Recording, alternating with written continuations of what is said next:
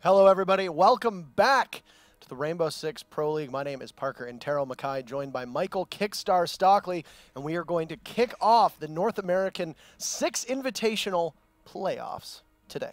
Well, at least the semifinals. And it's been an exciting run so far. We've gone through the quarters. We've managed to make it this far, all the way up into the crowning moment of these playoffs. And it's really exciting. We've had some major upsets so far, Intero. Yeah, we just saw the conclusion of two of the matches. In the quarterfinals, we had two last night, and seeds 1, 2, 3, and 4. Flip side, Bird University, formerly Infamy, Rogue, and Looking for Org, formerly Most Wanted, all defeated in the quarterfinals, leaving us with just two Pro League teams left in Ronan and Arrow, which is the matchup you're going to see now, and two Challenger League teams in Reckless versus Vertical Gaming. Right, you are. Let's take a look at the schedule for the entire week, though, because we have much more esports for you than North America that we have today. Sunday and Monday, though, is going to be NA. We have the semifinals, which we'll be seeing today, of course, and then the finals of the playoffs for North America, deciding who, in fact, will go to the Invitational tomorrow. Then we have Latin America on Tuesday and Wednesday in the same exact format. That's going to be a very exciting couple days as well. And then finally, Europe in Thursday and Friday. Now, the interesting thing about Europe is that all of the teams that qualify to go into the actual playoffs finals will get a spot at the Invitational, because 2 spots for Europe out of these qualifiers. So the main day is going to be Thursday for Europe, but Friday will still be a little bit of an ego boost for whoever manages to win. So Patacalypsa versus Room Factory, the winner of that matchup will get one of the spots, and then, of course, One Up Esport, formerly known as Mysterious Monkeys, versus Supremacy will get that. And then, of course, we have APAC as well on Saturday and Sunday. You've got the 4 teams there. Norarengo representing Japan, Mantis FPS representing Korea, Cryptic representing Southeast Asia, and then Mindfreak representing Australia, New Zealand. And what's going to happen with APAC is we're not going to be casting it. They're going to have their own regional event. All 4 of those sub-regions have one team that advanced, and then they will go and compete at a LAN event in Australia on Saturday, January 13th. It will be broadcast, to the best of my knowledge, on this Twitch channel, but will be casted by the Australian casters and the New Zealand casters and the other APAC casters, and not us. But it'll be pretty exciting, and we'll see if Mantis can go to a second LAN, because of course they were at the LAN finals in Brazil, and they'll be joining. We'll see which one joins Ainz, the Japanese team, which is going to be at the Invitational, since they won the APAC spot in the last season. Right, you are. And let's go ahead and take a look at the bracket for North America, if we could. There's a lot of interesting things going on with the North American bracket. We talked about upsets. We talked about how, for example, Flipside and Rogue have already lost here. But let's take a look just on the first left-hand side of this best of 16. Flipside Tactics 2-0ing the Nomads. Risky Gaming, or 2-1ing, excuse me, the Nomads. Risky Gaming getting 0-2'd by Ronan Esports. Era 2-1 over Not Yet Labeled. And then we saw over there Looking for Org with a 2-0 over 2K, pushing themselves, all of these teams, into the quarterfinals. Then 2-1 for Ronan over Flipside. That's the #1 upset, I have to say, for me personally, from what we've seen from the playoffs so far. Ronan pushing themselves into the semifinals, which we will see played today, and then Era beating out Looking for Org. Also kind of surprising, but that could have gone either way. On the right-hand side of the bracket, you'll see Rogue taking on Oof Esports. Rogue won 2-0. Right below them, Team Reckless eliminating Regime 2-0 for them to meet in the quarterfinals. Vertical Gaming eliminating Throwing, also 2-0. And Bird University, formerly Infamy, defeating Uprise Gaming 2-0. So a pretty clear-cut first round there. Things get a bit murkier if you look at those quarterfinals. Reckless, in what is a pretty astonishing victory, defeated Rogue, a team that I think at the start of these playoffs expected, everybody thought there's no way Rogue is not going to be at that Invitational. Right. Now their participation very much in jeopardy. They will have to rely on either an invite or a wild card spot to get there, as they were eliminated in the first quarterfinal. And then beneath them, Vertical Gaming eliminating Bird University too, and that's what we said, 1, 2, 3, and 4. Now, one interesting thing, if we can zoom in on the semifinals here, Ronan Esports taking on Era and Reckless taking on Vertical Gaming. 3 of those 4 teams were in North American Challenger League last season. Ronan is the newest member of the North American Pro League because they took WBG spots in relegations.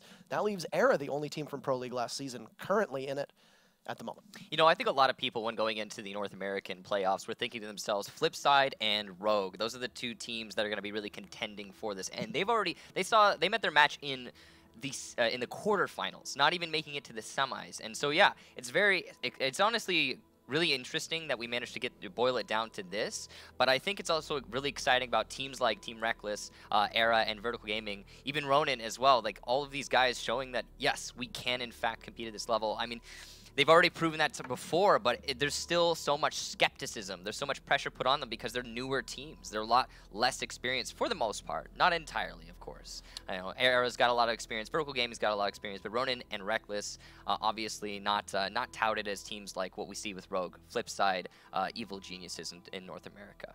So we'll see who manages to make their way into the finals here as we get into the semis moving forward.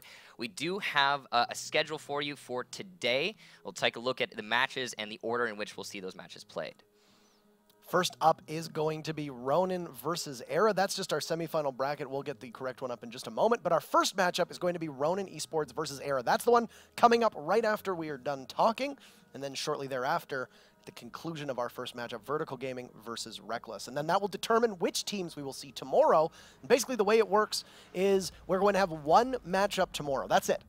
It's just going to be the winner of both of these, and then of course the winner of our final matchup at 8 p.m. Eastern on Monday night. We will see which team will get the North American spot before moving on to LATAM and then EU later on in the week. So myself and Kix will, of course, be doing Ronan versus Era, and then we'll be joined by Milos and Emzo to do Vertical Gaming and Reckless. It should be very exciting, and I think, honestly, we're not going to be casting Vertical Gaming versus Team Reckless, so we're going to get to enjoy in what I'm sure is going to be a heck of a matchup. Last night, we casted Vertical Gaming taking on Bird University, and that was a barnstormer of a match. Yeah, it absolutely was. And something you remember about this is with Europe, of course, they have two spots. Two teams will be qualifying for the Invitational out of this competition.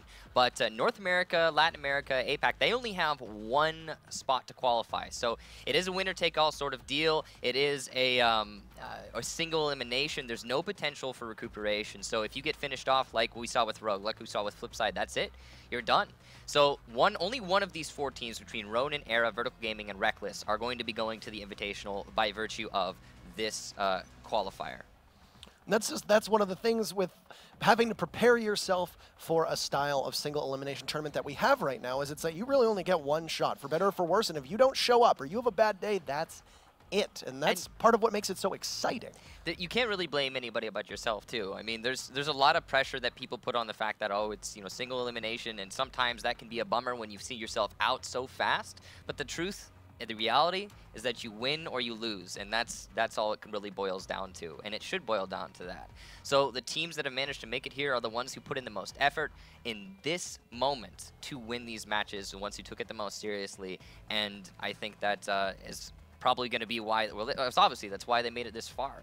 I don't really see anything going in differently. You know, effort really pays off where it's placed. And I think there's something that can be said about how enjoyable upsets can be. I mean, if you're not a fan of the team playing, an upset is wonderful because it injects that drama, that excitement, and uncertainty. And it's, you know, not to discredit any of these teams, but if you look back and you were to poll or petition all of the people who looked at this bracket and said, who do you think is going to be in the Final Four?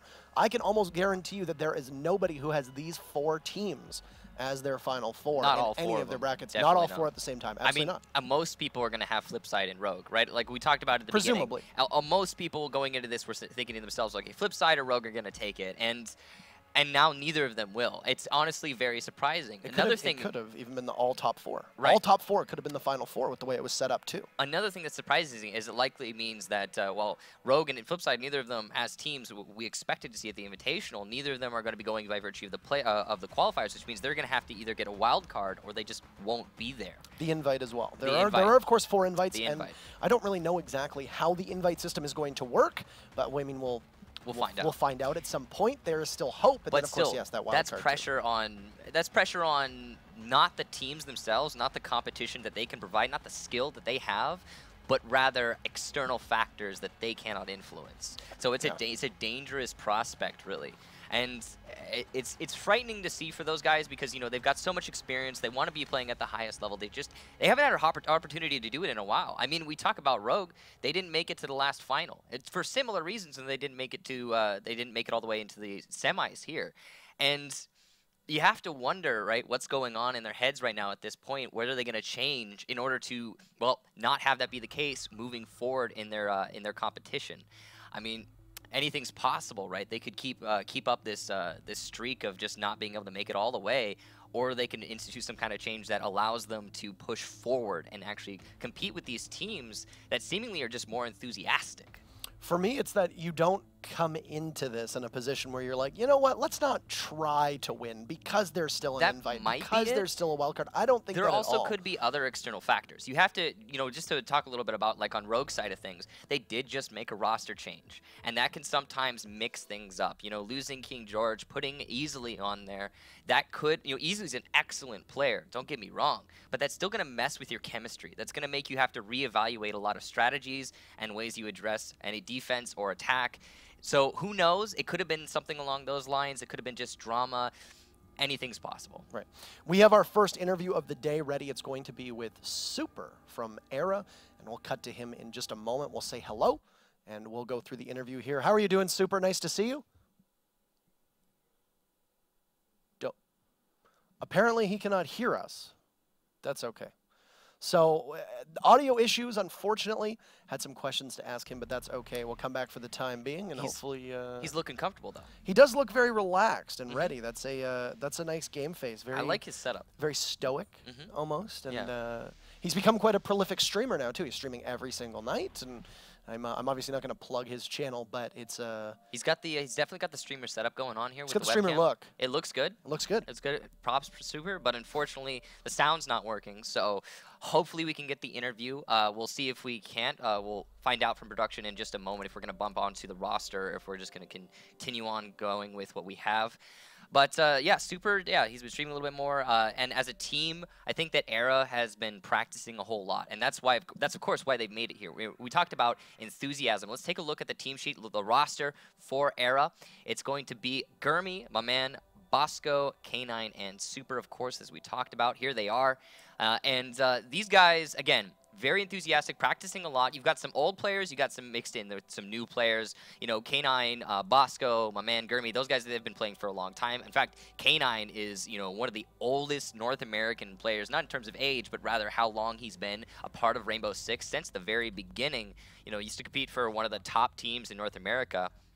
And then Super, I mean, Super, again, he's bringing a lot of enthusiasm for his team. Now, unfortunately, it sounds like we're not going to be able to get the interview with Super, so life will move on, but that is the Era roster. And, of course, we do not have stats for you because there is no ongoing season right now, and we're only just now getting into the qualifiers, really. Right. That also means we're not going to be able to do the most played operators either, so that's something that we're going to bypass too. Unfortunately. The one thing I'm going to look at for this team is Bosco, of course, has been around the block an awful lot. Oh, yeah. He's been at LAN himself, as has Gurmy, as has my man, as has K9. Super is the only one on the team that has not competed at a LAN, and he is the newest. He is somebody that, one of the questions I actually wanted to ask him was, how has his personal adjustment to Pro League been? Because a lot of people, when he first came to Pro League, kind of derisively refer to him as a ranked star. So when you come in and you can say, all right, well, you made that transition. Your stats are pretty good. He jokingly refers to himself as Mr. 1.6 because that's what his KD was in his, I think, his 2 or 3 matches. That could be misconstrued as a Counter-Strike 1.6 player. Could be. Easily. Could be. But that's, I mean, that's what he goes by. And I wanted to ask him and pick his brain as to how he, in particular, was able to make it work. But unfortunately, so this is a roster that's proven themselves many times. They've been to LAN, and I have no doubt that they're going to be quite a handful for Ronan, who is going to be our next roster up, and the team formerly known as Onslaught, Talon, Billboard, Chapstick, Yellow, and Peng playing today. So, again, a bit of a mixed bag here with Ronan Esports. You've got the experience, you've got the new players. Yellow and Talon, they've been around the block for a long time. Billboard's just become of age. He's just managed to make his way into this team, into this league. He's definitely competitive at this level, but, you know, he's still fresh. He's still young. He's got a lot of learning to do. Chapstick, kind of in the same situation. He's had a mixed road. You know, he's gone through many different teams. I believe Elevate, Flipside, you know, he's been around the block. Ominous as well. Ominous as well. You know, he's really bounced around, and he's seemingly found his home here on Ronan, and hopefully he's going to really mesh with this team and to a degree where he's not going to want to move anymore.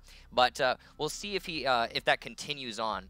Now, Yellow also famous for being a bit of an odd bag as in terms of a player. He uses the red dot as his primary sight, or at least he used to. People called it the yellow dot as a result. He kind of made that iconic in seasons past. Now, Peng's the only player I don't know very much about. Peng is one of the main holdouts. So Onslaught, now known as Ronan, went through quite a substantial amount of roster changes, and the only mainstays from the past roster are Talon and Peng. Yellow, of course, played, if I remember correctly, with Lunatic, and then also played with Omen. Chap, we've said, has flown around, and of course, Billboard, as you touched on, just became of age. So it's a very new roster, and there was, of course, some growing pains when the ladder originally started. They did not do so hot in their first 5 or 6 matches. In fact, if I remember correctly, in their first 5 matches on the ladder, they only had 1 win to show for it, but able to right that ship. And now, not only did they finish in a decent position on the actual ladder itself, but are now among the Final 4. So they played poorly when it didn't really count and are playing well when it does. And now they will carry the banner as the newest Pro League team in North America. They won Challenger League last season, and now here they are, playing off against Era. And not only are they playing off against Era, an excellent team, but they beat out Flipside of all teams to make it here. Now let's take a look at the bans for this match and see who exactly, or where exactly rather, we are going to be finding ourselves playing. Now it's the same map pool that we've seen in the past for the last couple seasons. I don't think anyone's really screaming for too many changes here. So I mean, it boils down to what you would expect in Rainbow Six Esports. Got a slightly new band phase set up, but it's all mostly the same. Really aesthetically pleasing. I like it a lot. Yeah, it does. I like this a lot. It looks better. This is, of course, the Invitational theme rather than the Pro League theme. And this is the first time we're seeing it, too. Yeah. This is the first time we're seeing all of this stuff. Yeah, it's really nice. Shiny. Now, Consulate going to be the first ban for Ronan. That's kind of it's kind of an interesting ban. I think if I recall, they did play Consulate, I want to say, against Risky or earlier in the qualifiers. Could be wrong about that, but I believe they were actually really comfortable on that map. It might be that they're trying to avoid counter-stratting. Clubhouse being banned by Era, Chalet banned by Ronan as their secondary map, Bank going on from Era. I mean, these are pretty typical bans. These seem to be counter bans. They're trying to get rid of what the other team are comfortable on, and they're trying to get rid of their weaknesses. Now, here's the interesting part. Ronan and Era met in the qualifier ladder, and Ronan prevailed by a score of 2-1. If I remember correctly, Ronan won on Oregon and Skyscraper and lost on Chalet, if I remember correctly. I could be wrong, but I do know for sure that they lost on Chalet. So, of course, banning Chalet makes a lot of sense, and Skyscraper was a matchup that Era just 5-0'd looking for Oregon, so it's not a surprise that they're also banning out Skyscraper. Whereas, you look over at Era banned Clubhouse, which over the last season of Pro League, Era did exceptionally well every time they went to Clubhouse. So I'm very interested to know what the methodology is behind that. Did they ban it because they were fearing what Ronan could bring on that map? Or has Era changed the maps that they are quite proficient on? Because with all the counter-stratting that goes on, it behooves you to try to fix new strategies on old maps and try to create new strategies on new ones. So with that said, Clubhouse, Bank, Coastline, Consulate, Chalet, and Skyscraper is going to be Border, Cafe, and Oregon. Some mix there, and we can load up the band picks when they are ready in just a moment or two. First blush, thoughts on what we just saw in that band phase? Well, I think the first blush is just we've got ourselves this very typical maps. No big surprises, nothing like a Bank, nothing like a Clubhouse. I mean, the Clubhouse used to be meta. It's not so much anymore. People tend to shun it. I mean, it's entirely possible the reason that they banned Clubhouse isn't because, sure, they saw success on it in the past era, that is. But it could just be that they don't want to play the map anymore. Even if you're successful there, sometimes you get sick of a map, and sometimes you don't want to bring it to that anymore. Sometimes you have players on your team who go, you know what, I just don't want to touch it. I'm sick of it. But Border, Cafe, Oregon, Border is obviously, like their #1 competitive map in Rainbow Six, I think, right now, right next to Oregon, which is also in there as the decider. Cafe is, or likely as the decider, excuse me. Cafe is a map that it's very linear, but at the same time, there's still room for maneuvering. It always finds itself in the same slot. You're either coming from the top of red, or you're pushing in from the east stairs when you're attacking the top floor. And it's kind of boring, honestly. And I feel like a lot of teams want to stray away from it, but it made its way through. We're taking a look at the pick phase now. Ronan's going to pick first. Era's going to pick second. So first map is going to be Ronan's pick. Now, if I remember correctly, Ronan did actually play on Cafe against Risky, and Ronan won that matchup.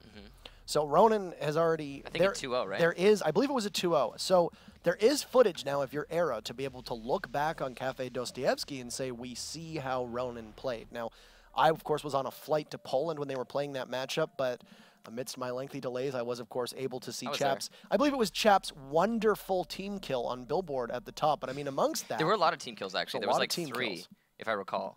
Border's going to be pick number 1 from Ronan. So not too surprising that Ronan would pick Cafe if they feel that potentially Era is going to be able to do their homework. And we'll see, is Era going to pick Cafe, or are we going to have it as our decider? And of course, Era does pick Cafe Dostoevsky. I mean, particularly, they could feel that they have a specific weakness that they can exploit on Ronan's side. Right, so Oregon is going to be the decider map. I was expecting it to be Cafe. Usually you see it be Border and Oregon. In that situation are going to be the picked ones. Teams typically prefer those maps. But whatever the case, I guess Era prefers to go on Cafe. I was also wrong. I was saying that Ronan played on Consulate prior. I think they played on Cafe and Bank are the maps they actually, against Risky, were the ones I'm thinking of. So that ban out may have just been a preference or a counter pick earlier. So, but still, no big surprises with this selection. No upsets whatsoever. Now we're just getting everybody ready to get into the match, and we'll be loading in as soon as possible. Again, map number 1, Border, very dynamic map. I'm expecting some different strategies to be employed. I know that the last time we saw a Border, I think it was the Vertical Gaming match, I want to say. There was a lot of new stuff. And so, since we've had a huge off season, you know, every single region has had time to develop their strategies and change things since the last time we saw competitive play at all, which was the Brazilian finals. So leading up to these qualifiers, there's been a lot of expectations and wondering of what's going to be different, what's going to be new. So I think that's one of the things that's going to lend itself to the teams, again, that have the most enthusiasm and have put in time in this off season to actually get ready for these playoffs. And another thing, too, that we're going to see impacted at some point is new operators.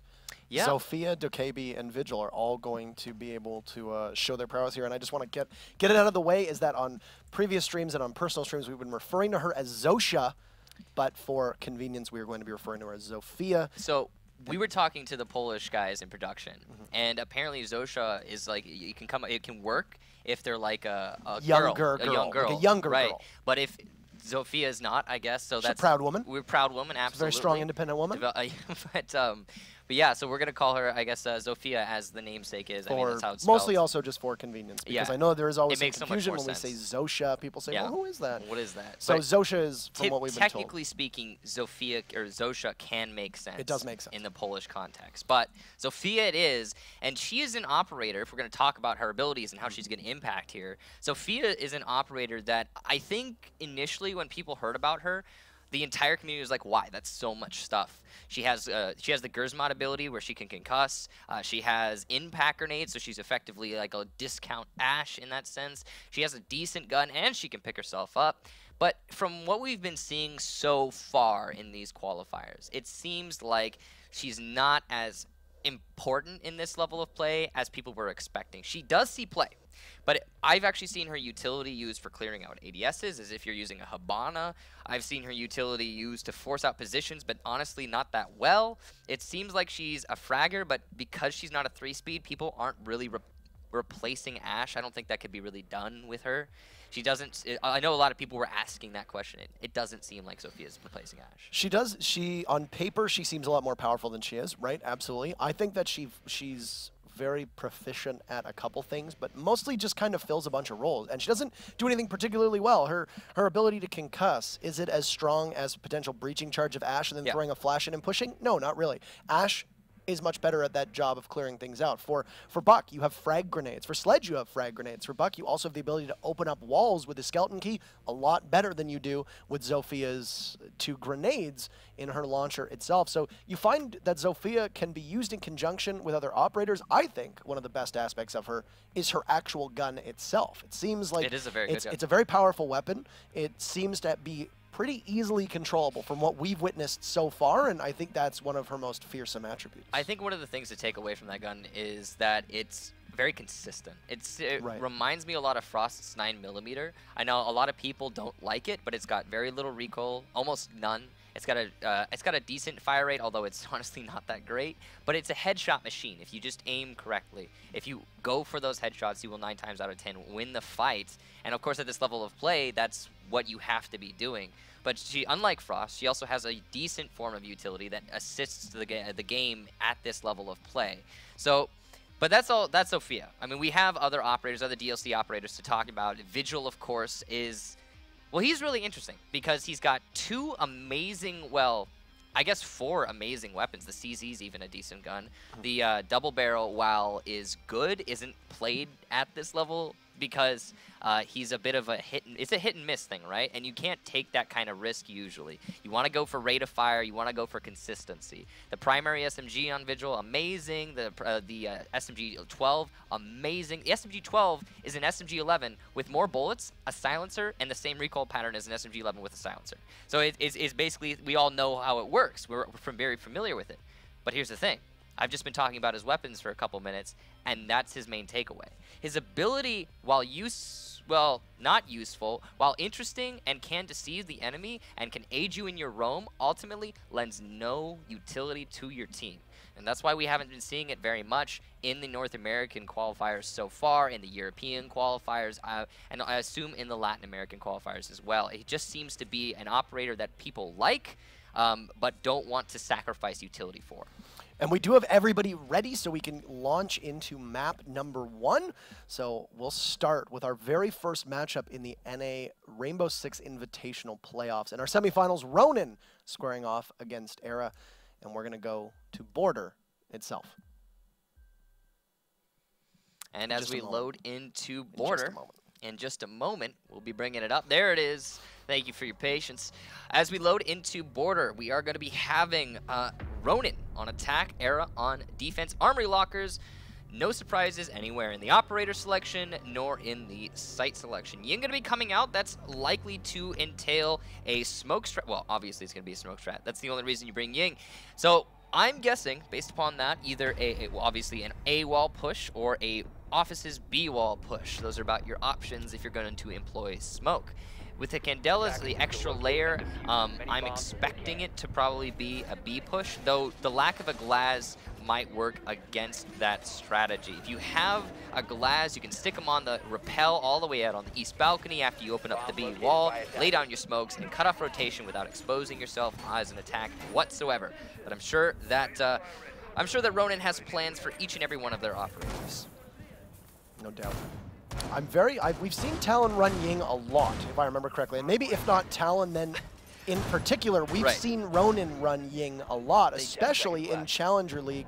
So I want to know how this works. I mean, you could, as you said, maybe set up an armory push, or my guess is that with this setup the way it is, they're probably going to go for an office take. That's going to be my suspicion is it's probably going to be an office take. Yeah. I mean, an office take is so aided by the use of smoke, and it seems like, based upon the positioning right now of Ronan, it seems like it's going to be an office push. They're all prioritizing the east stairs. Now, Yellow's going to be contesting the CCTV doorway, and it seems like he's forced the bandit out of CCTV. That's smart on Gurmy, if you ask me, not trying to fight that. He doesn't have an ACOG anymore, and it would be definitely to his detriment, I think, to take that challenge.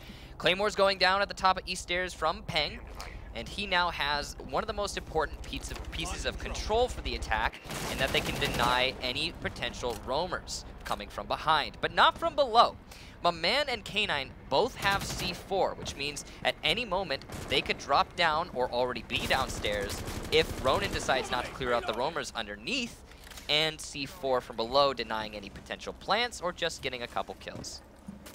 We'll swing in and take control of East Balcony right now, and another Claymore goes down too. You've seen the Talon has lost a little bit of health, but he's the only one at the moment who is not fully healed. We were talking about how attractive the new overlays were and whatnot for the Invitational. I just love the way that it's a 3-tiered thing for the score of the maps instead of what we're doing with the numbers. That's wonderful. I really, really do enjoy that. Yeah. I like all the graphics for the Invitational so far have been absolutely on point. And this, of course, not too much of a surprise. Now, first contact looks like it should be with Super as he's holed up inside offices, potentially primed for a run out. He's going to get the first kill. He takes the head off a billboard. Ella, by the way, as down goes Yellow too, and it looked like he was going to go for a third, but instead gets taken down right as one of those Ella mines gets tossed away. Talon gets blown to pieces by K9 C4, and that's going to leave just Peng and Chap up as Super's going to try to crawl his way to safety. He might make it. He is going for it, but no, Peng from the breach in the wall going to eliminate Super.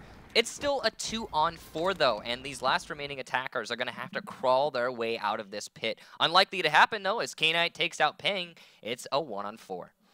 And that's going to leave just Chap left as he tries to fight against all of the members of Era. Now, here's one of the issues with Era is that even if, or rather not issues with Era, but one of the beautiful parts of Era is that they have strong fraggers on supporting roles. I'm looking specifically at both K9 as well as Bosco, and you see there, K9, it looked like 3 kills on that round. Great round. Doing so from that fountain wall with the Mira aiding him on doing so, and of course, Era takes round number 1. You know, K9 is, I don't think there's any player in all of Rainbow Six that has as many positions named after himself as K9. K9 is one of the most notorious players in Rainbow Six professional play because what he does is he picks a location, or his team picks a location for him. He plays that location to perfection. Every time you stick him on a roll, you can't expect him to adapt too much, but you can expect him to be a rock, and sometimes an immovable boulder that just cannot be surpassed by the other team.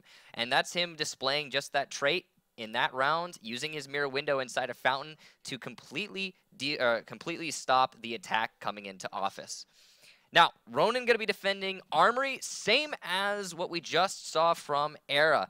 And they are going to be down a round, so they've got a lot of pressure starting to mount on them. Now, of course, both of these teams are very skilled. There's no easy way to predict who is going to be the victor here, which means every round has so much more pressure on it. I mean, sometimes when you come into a match and you assume you're going to be the ones who are going to win, like a lot of people were expecting Flipside, a lot of people were expecting Rogue. Sometimes that can alleviate pressure, but that pressure not being there at times can also be a bad thing because it means you push yourself not nearly as hard. I'm expecting this match to go very intensely all the way to the third map, overtime, overtime, overtime, because both of these teams really are going to want it. Both of these teams are working hard for it, and it could go either way. They've already taken control up top.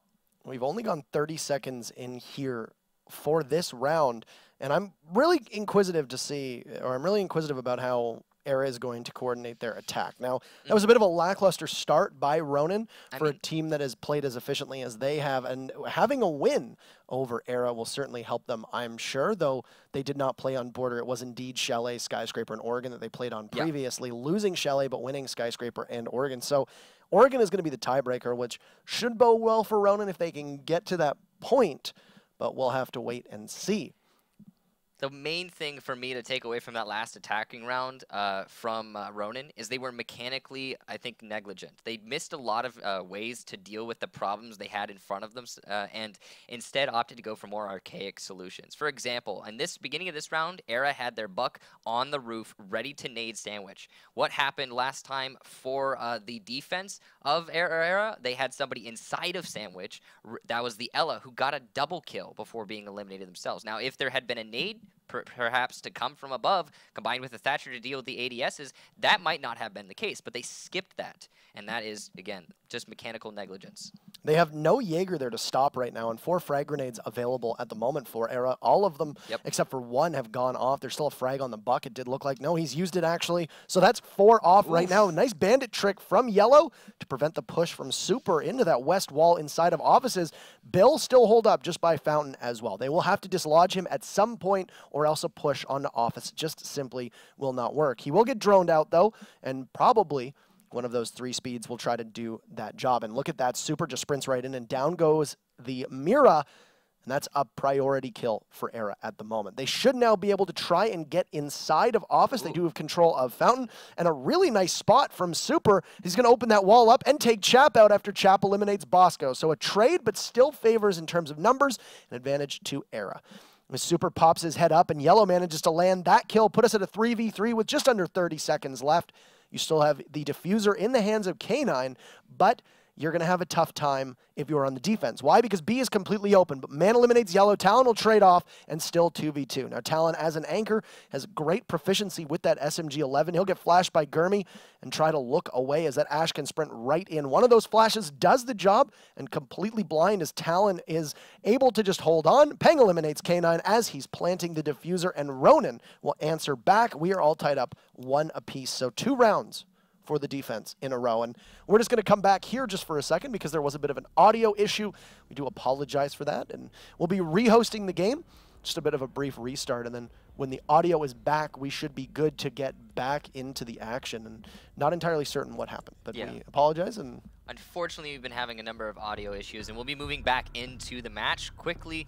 This one was addressed. That's wonderful. We should also have interviews hopefully later for the coming matches. Hopefully. Apologies again that we missed them this time. But now sound is back, and Arrow will be taking us downstairs. Now, as you stated, it's been defender win after defender win. You know, it's really every time we fall into that trap, it happens sometimes, not always, but every time it happens, it is the team who breaks free of the pattern who wins the map 9 times out of 10. Comebacks from that rarely actually occur. They're known to happen, but it's rare. Now, Era, the way they're setting themselves up here, it looks like they're going to be prioritizing holds upstairs. K9, you can see putting a mirror window inside of Armory facing towards archives and offices, and that's going to give them a lot of denial for the top floor. Obviously, the attack, generally speaking, will prioritize taking that top floor. Aiding with the castle barricades, if placed correctly, can help that mirror window be a huge thorn in Ronan's side. We'll see how Ronan chooses to address it. They could simply push from the Armory wall. Take CCTV, push into Armory, and then you're coming up behind the mirror window instead. But we'll see where that other, of course, K9 mirror window decides to find itself. Now, control of the top of East Stairs for Yellow and Ronan. As you may have noticed, if you're not familiar with Rainbow Six Esports, on Border, taking control of the top of East Stairs is your primary goal for the most part if you're going to be clearing the top floor, because it lends you so much denial in terms of the roam game. You cut off those East Stairs, and the only way for a roamer now to come up behind you is from, you guessed it, East Stairs. But you stick a Claymore there, you stick one person to watch it, and it's generally an easy fight no matter what. That's a really nice skin on Blackbeard. Just to take a second here, that's a really, really nice skin on Blackbeard. And Peng's going to have a long line of sight. Don't know if he can see the head of the man as he can peek around that corner, but right now they're just going to wait and nice and patient. And this is something where you could call Peng on K9 at the moment, if we can use that parlance in particular. But right now, both K9 and Super doing an excellent job for their team. And I think one of the big components to Era is whether Super shows up today or not. So far, he absolutely has. But with him being one of your primary fraggers, you need him to be able to get those kills. Now in the matchup, get those kills. In the matchup earlier against Looking for Orc, formerly Most Wanted, what we saw is almost the feet almost get taken off. Nice wriggle there from K9. Talon had lost some of his health, but not too much. Some Candelas will go off themselves. It doesn't look like it's that efficient, as it appears that they managed to finally get that barricade, and now K9 has retreated inside of Workshop itself. That was 2 of the 3, I believe, Candelas used on the castle barricade. Now only 1 left. That's not going to be good for your sight push. Here comes a C4, and it will not hit any of the attackers. Getting a drone, but that's not really efficient use of the C4. Smokes go down from both teams, and the Thermite charge can open up that east wall into Workshop. Now these defenders pressured to stay alive as Thermite challenges the long angle onto K9. He's narrowly dodging these headshots, but still trying to take the fights. Very ballsy with only 35 seconds left to go. Couple shots from Mira onto Talon inside a bathroom. First kill is going to go to Bosco as Yellow goes down, but both Talon and Chap very low on health. So you're Ying and your Thermite holding on just by a hair as the rest of Ronan tries to get in sight. A missed opportunity from Peng there as somehow Super gets away with 1 health. Billboard takes down Gurmy, but gets traded off as my man manages to get that Blackbeard hanging, and Chap storms in and eliminates K9. They will be able to get the diffuser down as Bosco pushes up, and Chap just not able to pull up in time. Billboard eliminates my man, and 2v2 as Talon is downed. It's all up to Billboard. He'll grab that diffuser and need to start the plant or go frag hunting. And that's a long 7 seconds for them to try to find where he is and pre-fire all those corners. Bosco runs in, as is Super. They might get it down in time, but it doesn't really matter. Bosco with that shotgun punishes Bill, leaving Talon to bleed out in the bathroom, and the defense will continue their reign of terror. That's 3 rounds in a row for the defenders, and Era will take that quite easily. Right you are. K9 finally going to finish off the down. Talon and the diffuse, or the disable of the diffuser going to come out. Now, just a reminder for all those who are not familiar, the time to diffuse, or plant the diffuser and disable the diffuser is 7 seconds, I believe, which is much longer than ranked. If we had seen it be 5 seconds as it is in ranked, then it probably could have easily been a clutch out there. But unfortunately, when you get stuck on that situation, you're not likely to get out of it. Now, I have to hand that round to a little bit of a mishap on the top floor hold. If it had been the case that they maintained control, or Ronan specifically, if they maintained control over the east stairs, they would have denied the bandit flank the later end of the round, and they would have probably had much more pushing power moving forward when they made the workshop push itself. There was also the fact that Peng stayed on his rappel on the east balcony for the entire round. He was there for 2 minutes and 30 seconds. That's a long time to be in one place. And unfortunately, nothing came of it. Again, because they lost control over top of east stairs. The bandit able to make that flank, that notoriously difficult flank, because, again, hold these stairs, and that never happens. A little bit negligent there on the Ronan side of things. Hopefully they can rectify that on their next push going towards workshop, or they can just mix things up and try something different. Now it's time for Era to show us how they're going to push into Ronan's defense. As you see, again, different team, same strategy, top floor control for Ronan. Castle and Amira both try and delay the push for as long as possible. Actually, Ronan will be doing it a step further, though, as they push their way into archives rather than simply holding the armory. A little bit dangerous because it lends you exposed to grenades and pressure from the north balconies. But as long as the Jaegers are in the right place and the people who are actually playing in archives don't expose themselves too much, then it's likely to be able to maintain their position. Looks like K9 was really using his namesake there, except in spawn, just standing completely still. We'll see if he'll be able to get back into the action anytime soon. It's possible maybe he's droning for his teammates, but my man's gonna get a headshot onto Yellow. Way too aggressive there, Yellow. Should have just waited inside of archives with your teammate. Unfortunately, he is going to bite the dust early. I like the audacity of the play, but you know it's oftentimes not going to pay off for you. Good drone work from Era to make that be against Ronan. Now, that is a man disadvantage for the defense, and good time usage here from Era, which means it's too early to call really, but we might see our first successful attack. They're going to have to deal with the mirror window inside of the archives though, and a bandit playing on top of it is going to negate the Thatcher use. They'll manage to burn that ADS pretty early on, which of course is an expenditure that you use with those X-Kairos. Now they'll be able to use that thermite charge. Talon doing a great job bandit tricking at the moment, but having to go do double duty. Will he get it in time? He does. Excellent job from the bandit, and that is going to try to frustrate the defense, or the attackers rather. And now the defense in much better position. They took what essentially was problematic because they didn't have that Jaeger anymore and were down by 1. And managed to successfully waste a lot of utility, and it will now require Era to just simply get in there themselves without the use of their gadgets. Another bout of X-Kairos will go down, but Talon, a great streak at the moment as he gets yet another round of X-Kairos, and that should be all 3, and that'll deprive, at the moment, Era of all of their maximum utility. That is some excellent A-level bandit tricking there from Talon. You really got to hand it to him. He is, even if they don't manage to win the round, or Ronan that is, I'd say Talon takes away MVP. He just delayed for 2 whole minutes and forced all of the the hard wall destruction out of Era's utility. Now they cannot get their way in from Tellers towards Workshop. They're going to have to play just off of what's available to them, and that's not very much. They literally have one doorway to go through because all of those castle barricades are there to prevent them from going in. But in the same time, the Hibana of Bosco eliminates Chap. That was your smoke underneath before Peng eliminates Gurmi. So you've taken down the Ash, but still the attackers an advantage of 1. They're just bleeding out on time. Talon coming in for much belated flank, but they are watching and waiting. K9 eliminates him. Bill takes out Maman. Still 3v2. At the moment, Ronan needs to maintain site control. They are off site, and Era is holding on. The Mira pops up. Bosco is able to take the Mira a Bill down, and K9 eliminates Peng. We see our very first attacker round win, and Ronan is going to lose that one. Era up 3-1. Ronan, you know, honestly, again, Talon, he did an excellent job on that roam.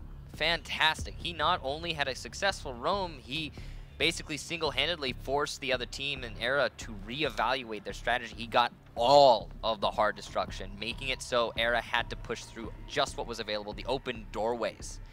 And yet still, Era managed to win the round because Ronan, the anchors themselves downstairs, they got too aggressive for no reason, peeking doorways. For example, peeking the main hallway door that allowed Hibana to get that kill. I'm not sure what's going on in that thought process. I think it was a Smoke who did that as well. You know, you're in the last 20, 30 seconds of the round. Use your gas containers. Just delay. Wait patiently. And that is not the mentality, of course, that we saw used here by Ronan. So as a result, they put themselves now, for the first time, down in a major lead for Era. Also the first successful attack, despite no hard destruction. Very surprising.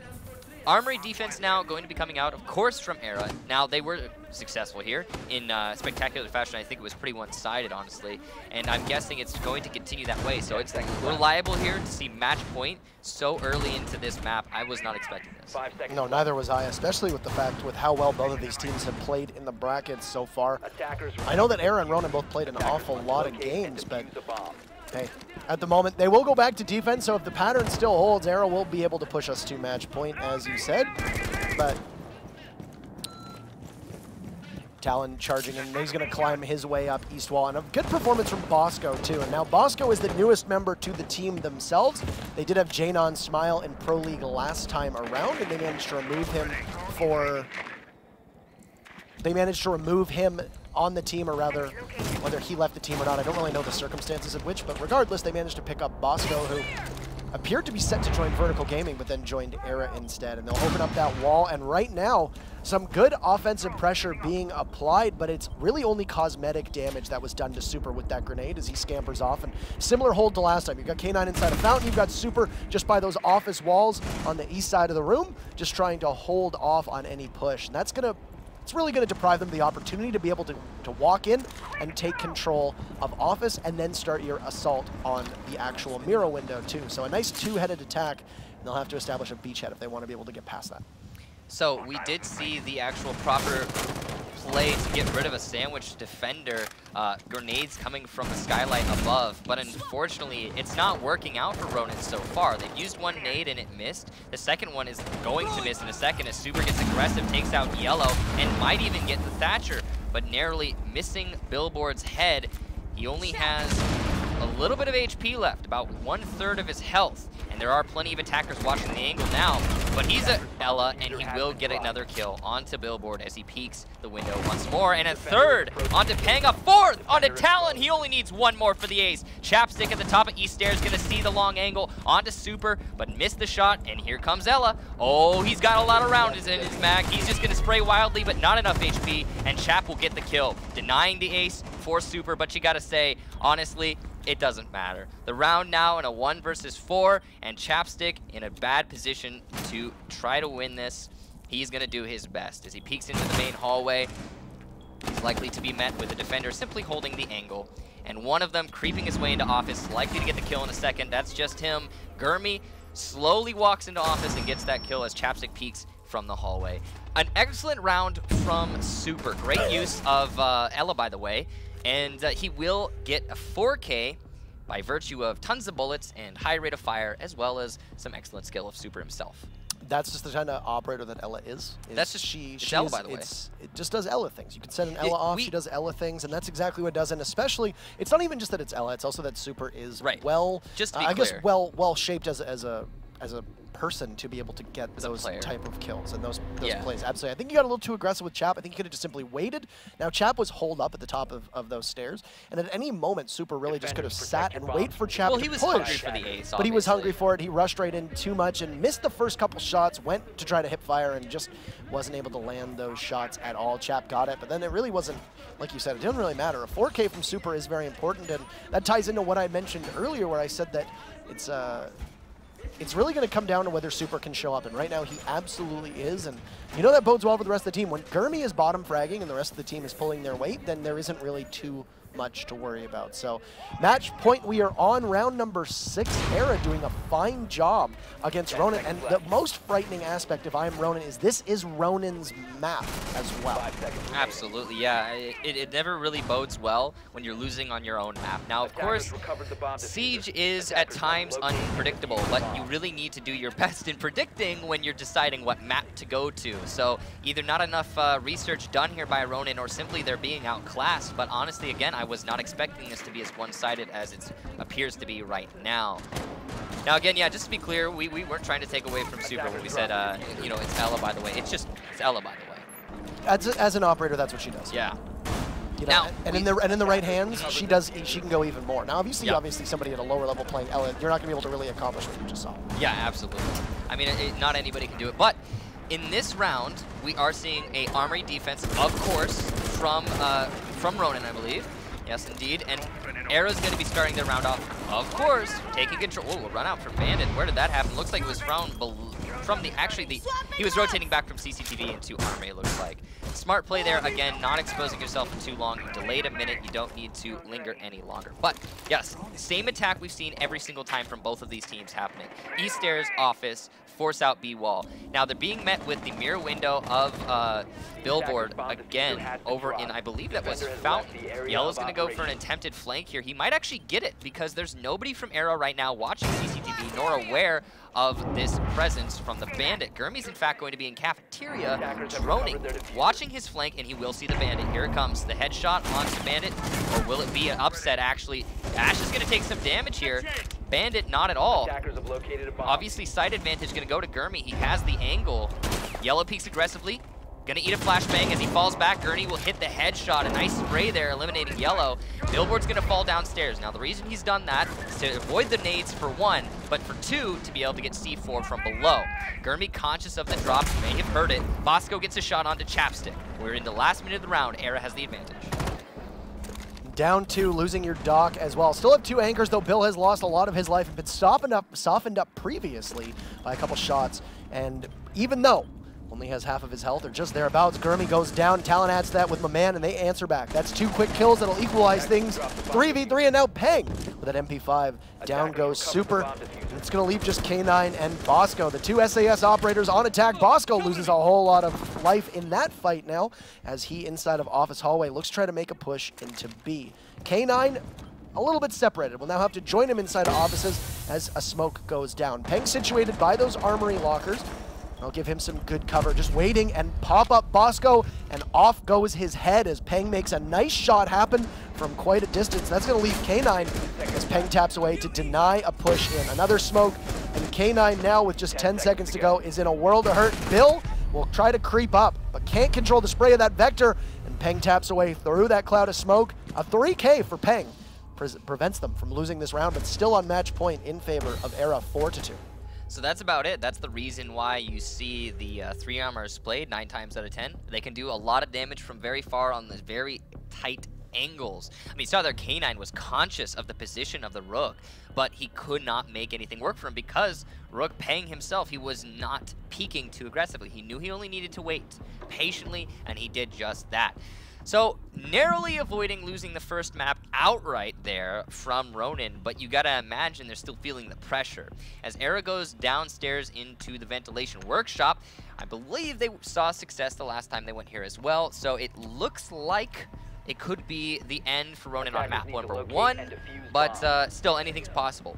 Now, map number 2, for those of you who were not here for the ban phase and the pick phase, is gonna be Oregon. Cafe, I believe, will be our decider. I mean, Cafe will be next, and then Oregon will be the decider, right? Is it Cafe's next, and then Oregon's the decider?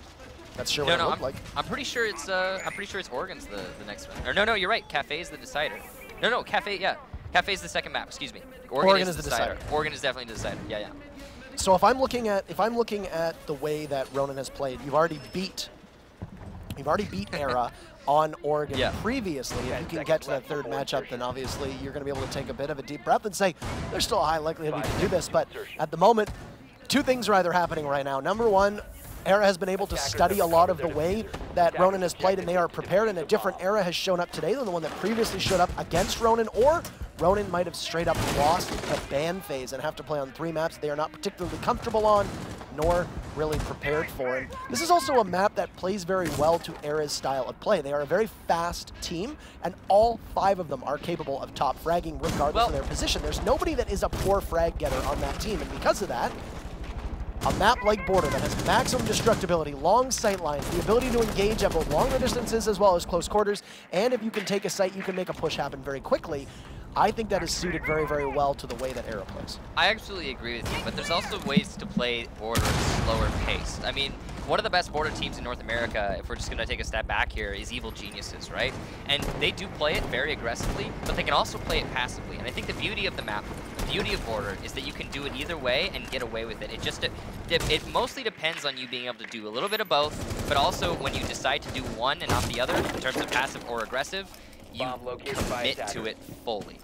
So we'll see. I mean, obviously, yeah, that's going to favor Era a little bit, I think, because they've got the experience to be able to pick something and just go in, just dive for it, even if it's unsuccessful. And it's definitely been working out for them so far.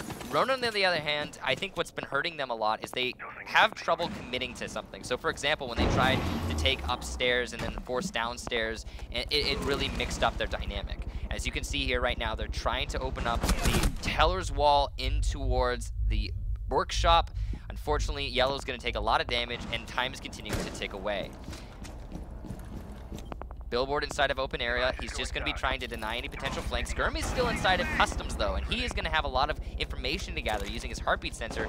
As he gets droned out from Ronan, they're going to be conscious of this finally, though. He's got to be careful. Chapstick finally going to be able to thermite open the workshop wall as the last minute comes out. Yellow, who lost a lot of life, manages to take somebody down with him before he goes. That's Bosco off the board, and Gurmy inside of Customs, who has not really been noticed. That drone might have actually gone by him without seeing him, as now Gurmy's going to try to pop up and use that kill hole inside of the Customs desk office to try and take somebody out with him. 40 seconds, they will need to make their push. Your smoke is off. They cannot deny that ability to push in through bathroom unless they use one of the C4s. And of course, they have two of those, both with K9 and Gurmy running the Nitro Cell. An opportunity to at least take one or two down. The man manages to come in, and Billboard goes, and K9 jumps in, and what left is Yellow is now off the board too, as Chap eliminates K9 and Talon adds. Gurmy goes down. That's your pulse off the board. You're going to leave your Bandit and your Castle, the Castle of Super, who is upstairs, and my man tries to get Chap. He'll do it again. Chap tries to plant in the exact same spot and meets the same fate as before, though Super is finished off from Peng above. So a key mistake last time was not being able to finish the job. Now my man pushes in. He gets Talon, and Peng is going to have to plant, as it's all up to the Bandit to get back on site. 7 seconds. My man knows the spot, and Era will take map number 1. And what a round from the Bandit, just continuously rotating. Ronan committing 2 pretty big mistakes at that very final moment, and it's going to bite them. We'll move to Cafe Dostoevsky, with Era taking the first map 5-2. And need I remind everybody, that was Ronan's map. Which means Cafe, Era's map, is going to put a lot of pressure onto Ronan. Now, in that last round, it actually looked like Ronan might have recovered at later ends of the attack. The last 15 seconds, you saw a seemingly unnecessary push from Era, caused them to lose a lot of manpower, but ultimately, because of the lack of time on Ronan's part, they just couldn't force it out. And there were a lot of roamers playing very, very far out. However, you have to give points to Era. You got to say, like, maybe hold off a little bit. If you got 15 seconds left as defense, you don't need to start running into the attack. And Ronan were still holding angles at that point. Again, we saw Peng rappelling on the east balcony for almost the entire round. That sort of passiveness can work for you sometimes, but when you're dealing with a team like Era, who's going to expect it, and did for the most part, it's going to be difficult. You gotta put a little bit more extra, maybe a crossfire, for example. Take control over customs, deal with the pulse over there, first of all. But yes, take control over customs. Then you have 2 angles to address the anchors instead of just, hey, walk into us, guys. You know, that doesn't work.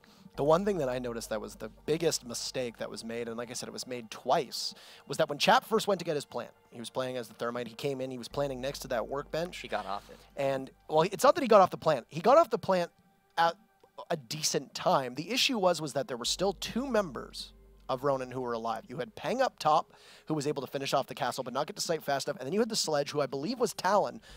Neither of them were able to get there in time to cover Chap when he got the plant off. You basically stuck the planter in a room on site with 2 members of Era also on site, and you gave him no protection. And so what ends up happening? And then finally, once that defuse gets finished, the man came in, took Chap out, rotated out. You have Talon and Peng both still there. Talon is standing at the door of that workshop looking like longingly inside, but really only just looking for somebody to try and take advantage of. He wasn't trying to get the plant off himself. The man rotated, and that was it. And by the time Peng got to site, it was all over. We'll take a look at the highlights, though, of what just happened in our matchup. Yeah, and again, what you were saying plays perfectly into the fact that there was just a single front attack there from the from Ronan. They didn't really do anything other than push in through tellers and hold above on the long angle using their Blackbeard. And because of that lack of dynamic play, they didn't have any opportunities to support each other. Again, if they had just taken customs and it dealt with the pulse, even if they had lost some manpower dealing with that pulse, if they had taken customs and then established a crossfire, they would have had players in position to cover this plant that we're just seeing here. It's called default spot or dark spot by some. If you had somebody to cover that, you would have been able to deny the bandit, denying Chapstick the plant itself, and it could have been a wholly different round. We might have even seen overtime. Anything's possible, but yeah, no, just a lack of teamwork, a lack of communication, and I think just putting people in positions where they don't really necessarily need to be, lingering for too long. The attacks of Ronan did not look as coordinated as they could have, and there's that one round that really sticks out in my mind was when Talon was bandit tricking so well. If I remember correctly, they still lost that round. Yeah. So you have one of the finest performances to shut down all of the breachable utility from two operators. You have Hibana and Thermite basically nullified, giving you an opportunity to know that there's only really two avenues to push them. They had those castle barricades in place. The Ashe had used her breaching charges. They really didn't have an opportunity to get into the site, and despite the fact that you knew where Era was going to be pushing, and despite the fact that you took away both exothermic charges as well as 2 rounds of VX Kairos, you still weren't able to deal with that tide that crashed onto the shores of Ronan, and I mean, they ended up losing it. It wasn't just that they weren't able to deal with it. I mean, we saw a lot of things. We saw Ronan do a lot of things that just made no sense. The smoke peeking the doorway into the main hallway, for one, allowing, I think it was Chapstick to get the kill and get him out early. I mean, you have to be able, or not Chapstick, rather, it's one of the Era players, being Chapsticks on Ronan, but yeah, you have to be able to just read the situation, be like, okay, we've got 20 seconds left, I have gas canisters. Maybe just throw them and wait. You know, again, no hard destruction whatsoever. They're not prompting you with any hard destruction. You don't hear the X-Kairos even being shot. You don't hear the thermite charges being placed. So hold the phone, relax, and just win on time. But we are going to be going into map number 2. It's going to be Cafe Dostoevsky, and it is going to be one map in favor of Era. Ronan now put in a pressure position going on to Era's map, Era's pick. Facing elimination. Yep. And Era is hoping to be the first team. And now the way that we do have the bracket set up is that with Ronan playing against Era, one Pro League team, no matter what, will be represented in the finals. And then with the other round, it's Vertical Gaming versus Reckless, one Challenger League team. And I found it very interesting that it looks like we have a Vigil for the very first time. So, Vigil on Bar Cocktail Lounge, I'm not surprised. I mean, that actually makes a lot of sense if you think about it. It reminds me quite a lot of the flip side Mint Mute roam inside of Piano. I'm guessing we're either going to see the Vigil downstairs or in Piano. Those two locations can be he could be very useful on the roam. Now, if you play him downstairs, then you're probably going to couple him with a Pulse, so he can defend the Pulse while the Pulse attempts to C4 from below. If you play him in Piano, then the focus is just going to be on obviously denying Piano control. But I actually doubt now, by looking at this lineup, I actually doubt that it's going to be Piano control, because if you look here, we don't have a Mute or a Bandit, which means Red Wall, the top of Red Stairs, that is, it can easily be opened up with almost no form of denial coming from Ronan. They have no way to say, no, you can't have this wall. They're going to have to either rely on roaming coming up from the bottom of Red Stairs, which honestly, if Arrow lets that happen, that is disappointing. Or, as you can see them prepping for, C4 from below. So those holes that are being made right there in the Piano 4 are going to be able to be utilized underneath, assuming that we don't see the Blackbeard put himself on the east or the west balcony windows, which is probably likely. I mean, Bosco on Blackbeard, that's likely where he's going to find himself. K9's going to get the first kill this round onto Yellow, as Yellow attempts to spawn peek out of the white garage. So that's already the new operator seeing his demise. And obviously the defense going to be, or Ronan themselves going to be feeling a lot of pressure right now, given that they're already a map down. Cafe Dostoevsky is a map that is notoriously difficult to manage to take the first floor of. It's one of the few maps in the game that is very treacherous to be able to get in and take that floor. Once you do your droning, we've seen a lot of teams simply just stall out because they can't get control of that floor. Gurmi is inside, now Billboard is gone, and look at how much control Era already has. They have the first floor, and now they have the second floor as well, and this is just them steamrolling. When you have an operator like Vigil, who punishes teams that don't have a suitable drone game and doesn't have that entry fragging capabilities, Vigil is very important to repel people from potentially, or at least give some thought into where you're going to be pushing in. Instead of using Vigil to hold off those entry points, you used a Vigil to spawn. Why would you Yeah. do that with that utility? It seems like such a waste. I'm very curious as to what Yellow's thought process was. Obviously, K9 was waiting, or my man was waiting rather, and took him out. I have to be honest, the right thing I think is The weapons that he comes with him in a position where he can guard that window playing inside of Piano and can look very far down that corridor. Gurmy gets a kill onto Chap. And now K9 himself taking some significant damage inside from Yellow. It's 3v3. The smokes from Capitao will go down. K9 watching the top of White Stairs, and Talon just wanders in, gets hit by the Yellow Mine. Gurmy adds to that as Yellow goes down, and now it's just Billboard, who, mid-plant, gets finished off by the SMG-11 of Era, and so far Era all over Ronan, up 2-0 on their map. oh man, it was the attack, man. They stalled out on the east windows. They didn't really accomplish anything. They were looking for picks, looking for kills, looking for the ability to force it out, but they got antsy and they decided to get off the rappels after losing one player and try to adjust and go elsewhere. You know, try to come from the top of Red Stairs, try to come from the Skylight, maybe try and force out a plant just under Skylight, distracting all the defenders. But ultimately, at that point, so much time had been lost and such manpower as well that it's near impossible to accomplish a push at a 3v5 with so little time. So, unfortunate for Ronan there. We'll see if they're able to change their luck, as it looks like they're actually going on to a middle floor defense despite not having one around yet. They might just be trying to mix up the operator selection, I'm guessing. We don't see a buck, so it might have worked, but there is a sledge on my man, so Era gonna be plenty comfortable here. Talon bringing a cap can. What are your thoughts on Sotero?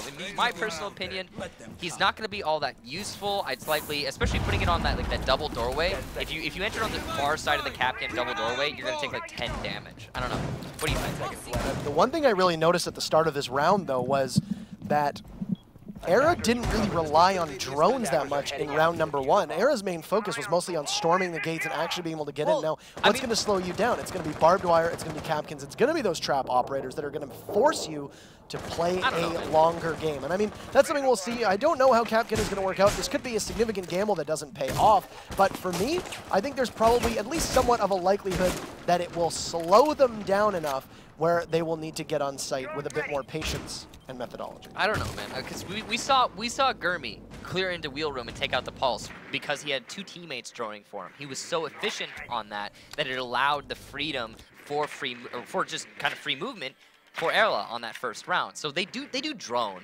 I'm guessing they're gonna find these cap cans and be like, oh, well, there's cap cans. Check your doorways. And that's the main reason, right, that a cap can doesn't see a lot of play at this level, is because you see one of them and you're like, okay, I'll check every single doorway. That's communicated and relayed throughout the team, and suddenly Capcan doesn't detonate at all.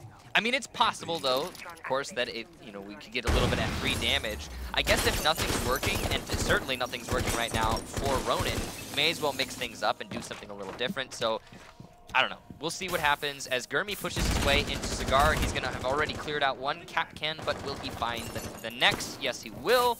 And it continue to peel away at the layers of that onion, though honestly it's probably not going to matter too much. Half of the round has already transpired, no action so far, as the first real gunfight comes out. Yellow inside of Pixel, Gurmy inside of Cigar. Yellow's going to be able to fall back, nice and safe and sound, as he comes into the end of the white hallway, just going to continue to try and stall. Now this is the top floor, it's a middle floor defense, so the stalling has, I have to say, been successful for Ronan so far. Nice. One of the nice new skins being applied by Bosco there with that beautiful top hat as he just walks his way in with that DMR, which does so much damage. And at the moment, Ronan with their backs to the wall, a heavy push from Era as they start to circle. And a nice play by Peng to be able to stave off Maman, and another will push him. That is the Ash of Gurmy, who does get down. Yellow's there to try and help his teammate, but can't get traded off, is caught in the crossfire. He is, as Super, and now Bosco jump in. Yellow and Peng eliminated. And now Bosco working away at that barbed wire, and the Hibana starts to get the walls too. A smoke from Billboard finishes off Gurmy, but Gurmy was already down and incapacitated. He wasn't really a force to be reckoned with at the moment, nor a real part of the fight. And we hit the final 30 seconds. You still have your Capkin up. You still have your 2 anchors of both Mira and Smoke. But Bosco, who has been having a tremendous game so far as a Blackbeard, proves to be an issue, especially if they put him up top at one of those hatches, because he can look down with that rifle shield. He'll drop and stand and absolutely obliterate Talon, though he only had about half of his health. A C4 from Chap eliminates Super, and they just need to try to hold on to the site. Billboard, thanks to Talon's hole, is able to crawl right inside under that door, and the Mira takes one. Chap gets traded up by K9, but Billboard on the late flank, and that's a big heads-up play to make sure that there was an opportunity to rotate through that door inside of Reading Room. Major props to Talon. Billboard gets the kill, and Ronan takes their first round in Cafe. And why did they do it? Because they stalled out for so darn long upstairs. That was definitely a successful roam. It could have been much better. I mean, Yellow's got to be kicking himself for trying to secure the kill onto that Ash. He could, if he had held onto the white stairs, played the angle into the white hallway, he probably could have gotten 2 more kills just playing that position. Reload your gun, you know, your Nella, come up with 50 more bullets, and be very, very happy. Luckily, though, the Anchors ultimately won out the round because it was the last 20-ish seconds, and Era just kind of tripped over themselves when pushing B. They had the diffuser. They could have planted. They just chose instead to try and push out Wheel Room to clear out the rest to ensure there was no one in train, and that was not working for them. Now, Era going to be defending the middle floor. Unlike Ronan, they are forced to go here, though, because they successfully defended top floor. And obviously, if you're not familiar with Cafe, the bottom floor is, to say the least, indefensible. We've seen some pretty notorious teams and some notorious attempts at trying to defend that bottom floor, but almost every single time it has the attackers will bring out a smoke strat and plant, and that's going to end the round in their favor. So nobody goes to bottom floor anymore. I don't think that's ever gonna. I don't think it's gonna happen for a long time. Unless you're 5 seconds left. It hurts, man. It hurts. Haha. But yeah, that is. We've seen some notorious attempts from like teams like Flipside. For those of you who don't know, to try to defend that bottom floor, it just doesn't work out.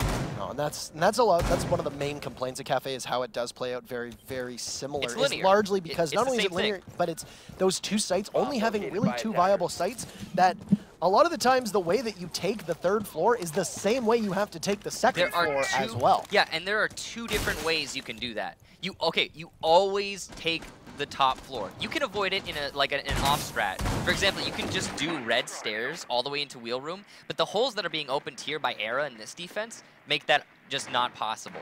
It really is going to throw a wrench in that plan, so people generally don't do that.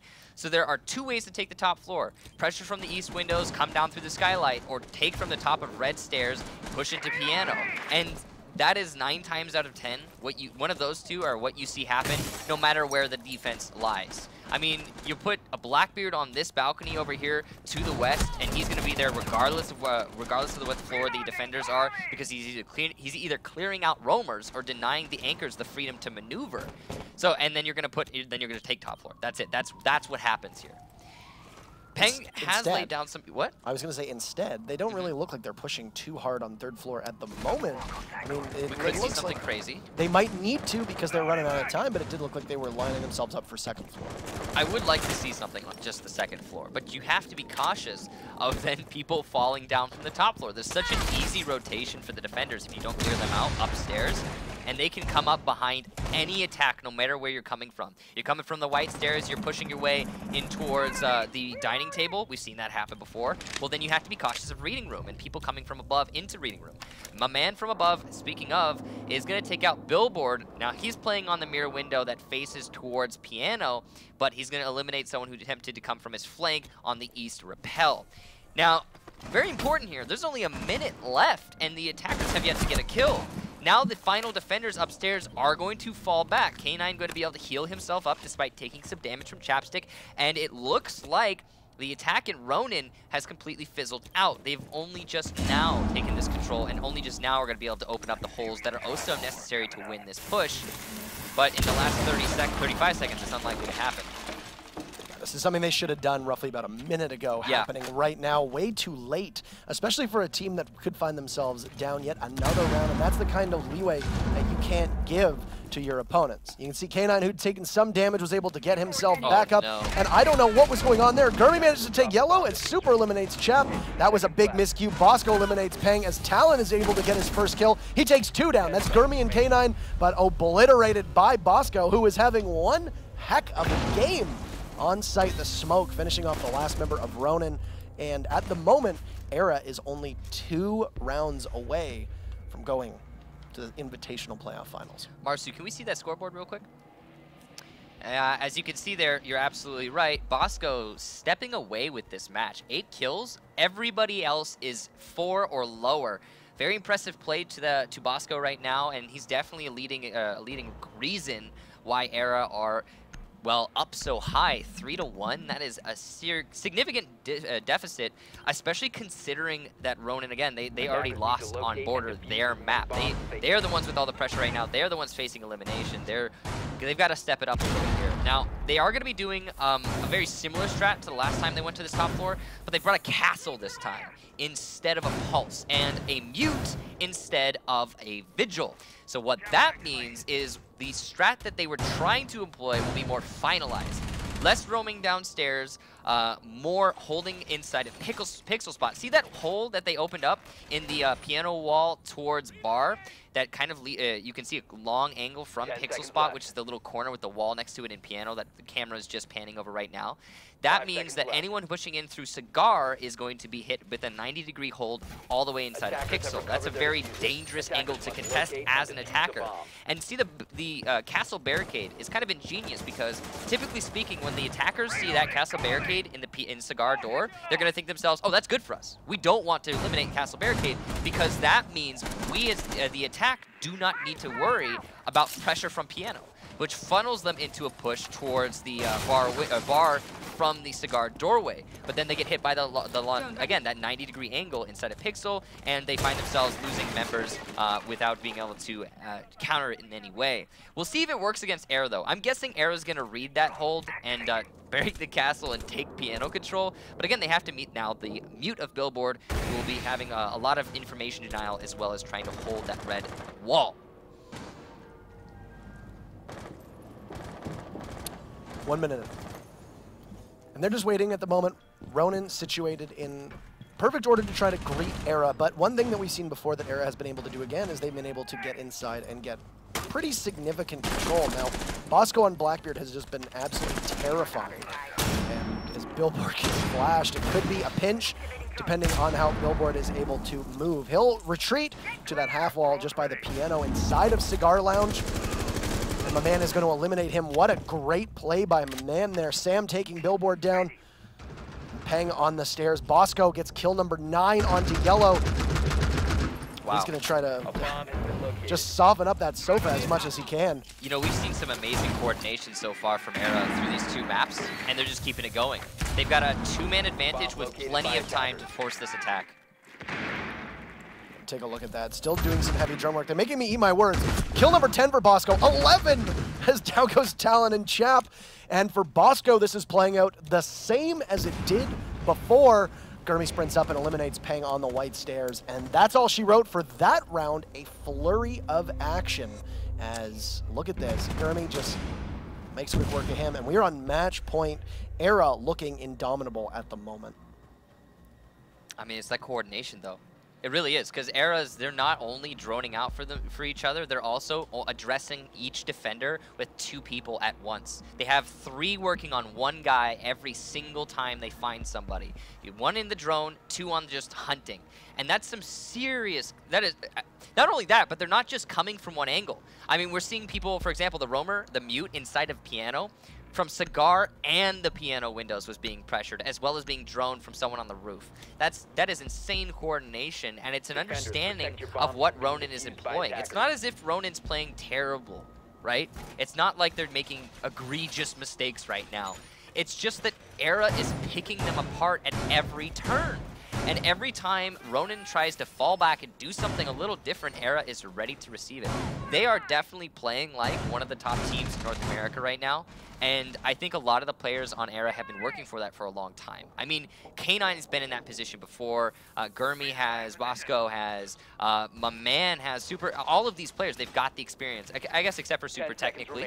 He's still hit one of his main, one of his first real bouts at this level. But all the same, altogether, Era is a well-oiled machine right now, and Ronan is having a lot of trouble.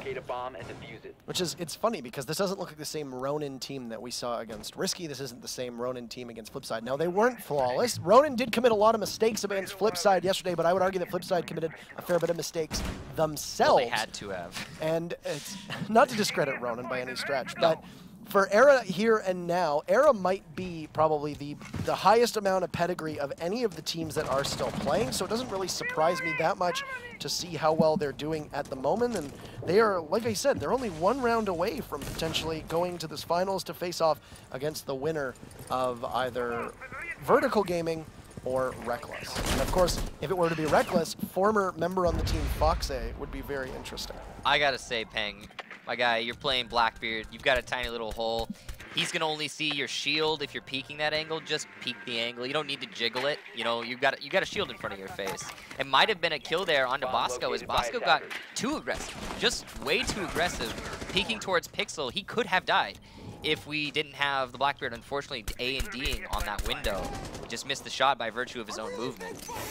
But that's just one opportunity of many that have been missed, and Yellow's going to rectify it quickly with a nice peek onto K9. That's your main ACOG, well, your only ACOG on defense, playing one of the most important positions inside of Cocktail on this hold, as well as the Yokai drone that will no longer be able to deny the defused plant once it starts to, if it starts to, come out. Downstairs, meanwhile, Ronan is looking for the roamers inside. That is Gurmy, who has a C4 and is ready to deny the plant from below once his teammates call for that. There is an IQ, of course, so there's potential for the hunt on those cameras, but we'll see if he has enough time, as time is ticking away here for the attack. Now, Gurmy sees the head of the Twitch and also hears the repel, but it's going to give away his position and take a little bit of damage. He trades it back, not nearly as much, though. And Talon's going to come out on top in that engagement. And one thing that did, though, is that wasted a lot of time. Talon now has to act with a bit more trepidation and can't, I guess, just cleanly be able to rappel up and help join his team. Now he's going to have to do a bit of entry fragging himself and clearing out those roamers. Now Bosco just inside of that east wall by Cocktail Lounge entrance, waiting as the Hibana charges will go off to open up a wall. He sees one, but Bosco can't land all the shots. He's had a good play so far, but Yellow gets kill number 2 with that AUG of IQ. He's super great. Poised. Yellow's been doing really well as well, and Super's going to try to get around that Claymore. It doesn't look like with current position that he'll be able to, and Gurmy, boom, goes Chap, and Talon, what a rally by Gurmy to be able to take 2 down. Now Super jumps in, he claims Peng, and it's all up to Billboard and Yellow. Yellow has been down, so it's all up to Bill on match point. He's just going to run out of time. 7 seconds, and they know his position. He gets finished off by my man. Good games to both teams, but Era proving that they are good enough to go to the finals and will be the only Pro League team in our Rainbow Six Invitational playoffs. They win 2-0 as they take Cafe 5-1. What an amazing match from Bosco as well. So many kills, and now that last round, Gurmy stepping up in Bosco's stead. It really was a good team effort and to pull together there from Era. And there you have it. Yeah, Gurmy and Bosco at the top of that scoreboard. Vicious. Every other player 4 kills or less besides those 2. And the thing is that you saw the players that performed the best in map number 1 were K9 and Super, and then you had Bosco and Gurmy doing that. Sam was pretty, was pretty consistent, but you saw when a couple members lagged behind, the rest of the team could pick up the slack, and that is a pretty significant portion. And the depth that you need to compete effectively at this level is that when somebody doesn't perform at what the level that you're expecting them to, the rest of your team has to be there to carry the rest of that weight, or else everything falls apart. And that's, I think, a pretty big difference between the top-level teams and those that are kind of getting there, but not quite there just yet. One thing to note is that it didn't look like Ronan was, again, they didn't make the worst mistakes ever. They didn't make anything too egregious. They just kind of, they had a couple of little flaws, but for the most part, it was Era on point today. Everything was just perfect. Coordination, the droning, the hunting for the roamers, not only the roamers, but the anchors as well. The long angle play from Bosco inside of Piano.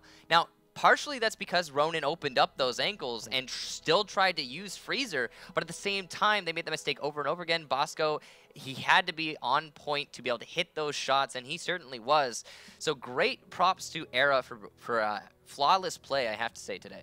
And now Era, and one thing that could go as Era now goes to the finals, which will be broadcast tomorrow, is the fact that Era also was warmed up. They just had a match only a couple hours ago, and that, of course, could have been a significant factor, too. Let's take a look at the action that just took place on Cafe Dostoevsky, as we'll throw 2 highlights between the 2 of them, and pretty significant rounds from Era, and Bosco was an absolute monster, proving to be a wonderful addition to this team, and obviously he's hoping to go back to LAN at some point. Yeah, I'm sure he will with the play we just saw. Honestly, I do think that Era is one of the top contenders to win these qualifiers. I seriously believe that from what we've seen. Now, it's possible that they could lose in the grand finals, but I don't know. They're really on point right now. And they only have to wait one more day, just a couple more hours, really, to play their final match. And then it could be all they need to just push forward with the momentum they have right now. I mean, Ronan, again, they played well. They just couldn't play well enough. And Era was a team that was represented at the Invitational last year, finishing second to the eventual winners continuum back when it was Rogue's main roster now that was known as Era back then. So it actually, same org. It has some of the same players, I think, as well, because K9, I think, played at the Invitational for Era when we had the last one. So he could make it back for the second time on the same org, but a different team. So a different roster around him, same organization that he'd represent. But with that said, we're going to toss to a break, and in a couple minutes, we'll return with Vertical Gaming versus Reckless. Thank you so much for tuning in. We'll be back in a couple minutes. Take care and see you then.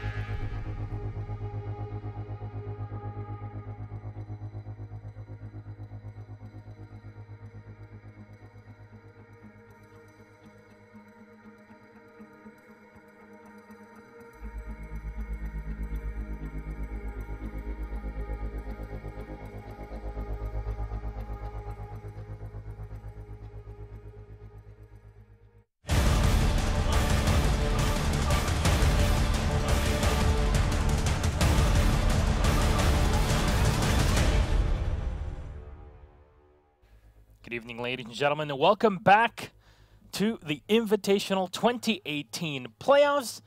And now, as match 1 is done, we're getting ready to head into game number 2. I'm Elish the Medic. It's been a while, and with me, the ever so glamorous Emzo, Tevin Tebecker. It's been a while for us as well. Did some good finals together. Looking forward to doing that as well at Invitationals. Hopefully so. But before that, we kind of have to go through these playoffs. You know, it's a formality. A brief formality. Yes, but through that, we're able to see which teams can go through. Now, we already had our first matchup ending today. Now for the second one, because we need to decide on what second team will be heading into the finals here to go into the final stage of the playoffs that will be happening tomorrow.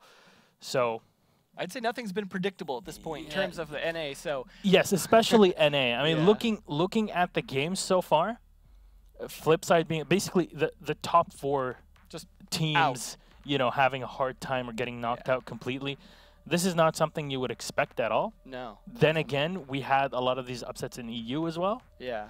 So these entire playoffs have just been, you know, luck of the draw, basically. Yeah, and I think it's just going to make Invitationals that much more interesting because we don't even know who we're going to get. We're not going to get the people that we expected to see there, and that's the point of this process, right? To see who really deserves to go. And that's even more to it because we do have 16 teams this time. I would like to remind you, last year it was 8.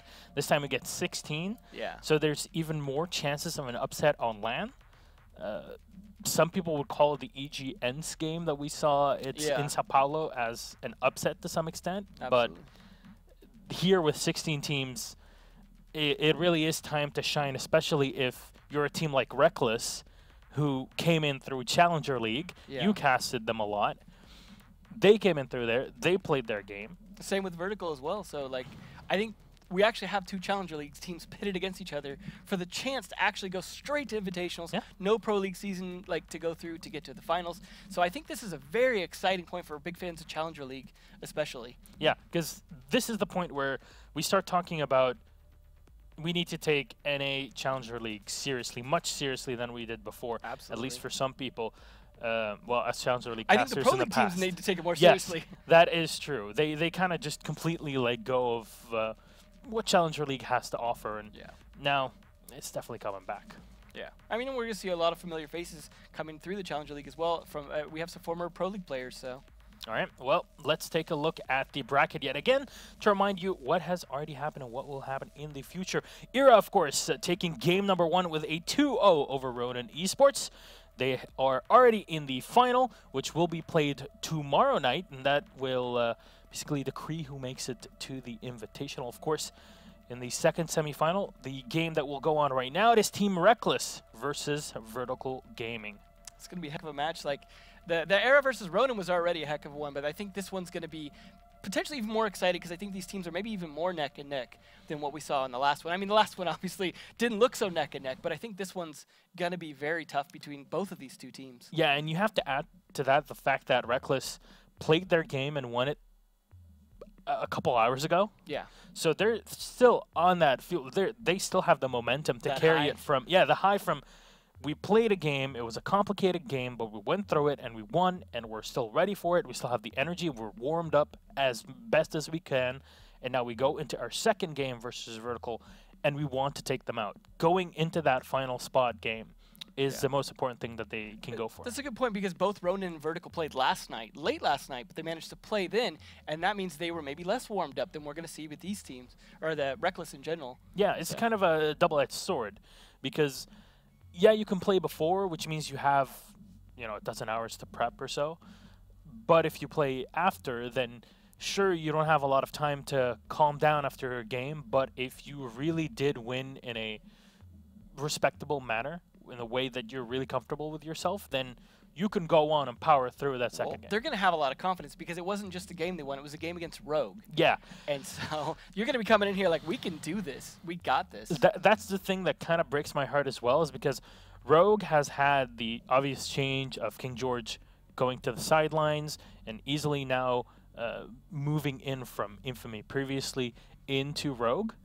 And this is a team that we're looking at. We're like, okay, the next best, the top team for us here at least is EG and NA. Yeah. And then you have a close second with Rogue, especially with Easily coming in now. Unfortunately, that was not enough. Yeah, and flip side out as well means like we just don't really know anymore. It's a lot of question marks going to this, but that's why it's that much more exciting, and that's why I'm glad we're here to actually do this from the desk and present like these semis and finals. Yeah, because obviously we were not casting any of the games officially, at least, before the round of 4. That's why when you guys were watching before, it was on our own stream. So that's why, you know, some of the things were not obviously as professional as it is here. But we do have a first interview ready. So, Emzo, all yours. We're going to be talking to Fox A of Reckless. So it should be interesting. So Fox, how you doing, man? Hey, Emzo, I'm doing great. That's How awesome. are you? Glad to see you here, man. You've been doing a good job. You were last to join the team, though. How does that feel coming in like that and then making a big surprise upset to get here? Well, I didn't really follow much of the challenger scene before having to look for being put as LFT. And when I saw Reckless was looking for a spot, I knew they kind of had the aggressive play style that I'm sort of known for. And they kind of just told me, you know, we just want to have fun and win. And they gave me roles that I was comfortable with, and we kind of just clicked, I guess. So you felt pretty comfortable on that team so far? Yeah, it's a lot of fun. I think it's been showing. How did you guys feel coming out of that game against Rogue? Big upset, I think, for a lot of us here. Surprised to see that. I mean, I know you're a good player, but...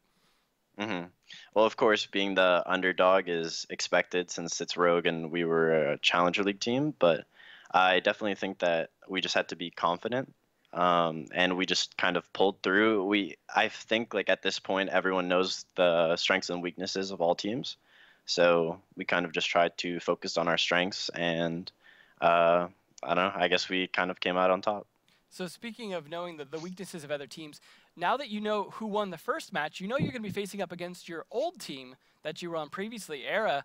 Is that, you think that's going to be potentially an advantage for you if you make it into the finals? Honestly, I don't know. We've scrimmed them a little bit, and you know they've definitely changed stuff.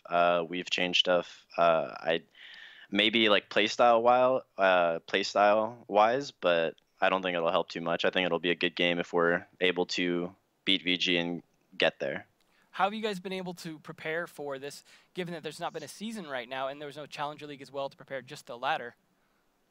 Honestly, we've just been scrimming and playing together as teams and trying to play other games too and kind of develop a bond between players. So we just kind of trust each other more. But other than that, just the ladder and scrims, nothing much. And how do you guys feel about the fact that like the Challenger Leagues have kind of come up to this point where you've got Challenger League versus Challenger League right here? We've got a lot of those players coming up. Well, with a mix of former pro players like yourself kind of seeding the ranks of those teams. I mean, I definitely think this qualifier was a kind of upset. So us playing against VG, I think, is going to be a good map, especially since we're both Challenger League teams and we kind of have to prove ourselves.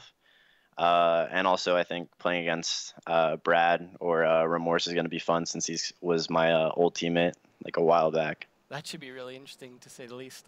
Well, thanks for stopping by and doing an interview with us. I really hope you have a great game. We're definitely looking forward to watching it. Yeah, for sure. Thanks. Thanks. Good, always good talking to Fox. Yes, always good talking to Fox, that's for sure. Now, you're talking about, you know, bringing in the Challenger League teams that have an ex-player or, you know, a couple players from the old Pro League teams coming into them. I think that helps them out a lot. I mean, I'll give the EU example of maybe now 1UP, the ex-Mysterious Monkeys. They obviously did play in Pro League for one season, but they get, you know, knocked out pretty much immediately. Yeah. Now that they have KS as well, I think that'll be a big help in Pro League. We see a very similar thing here with both teams, actually, Reckless and Vertical. Speaking of which, let's check out the roster of Reckless. All right. Go. Well, we've got Fox on the team for sure, so that's there we go. There we go. So Breezy, Fox A, Powerful, Double Z, and of course, Goddess herself. So definitely a team that's mostly stuck together pretty well. Like I said, Fox was late to join, so he was kind of the fill-in there, as some people had kind of come and gone from this team. But overall, they seem to have been pretty cohesive, like for what they had going through Challenger League. A lot of good experience for them.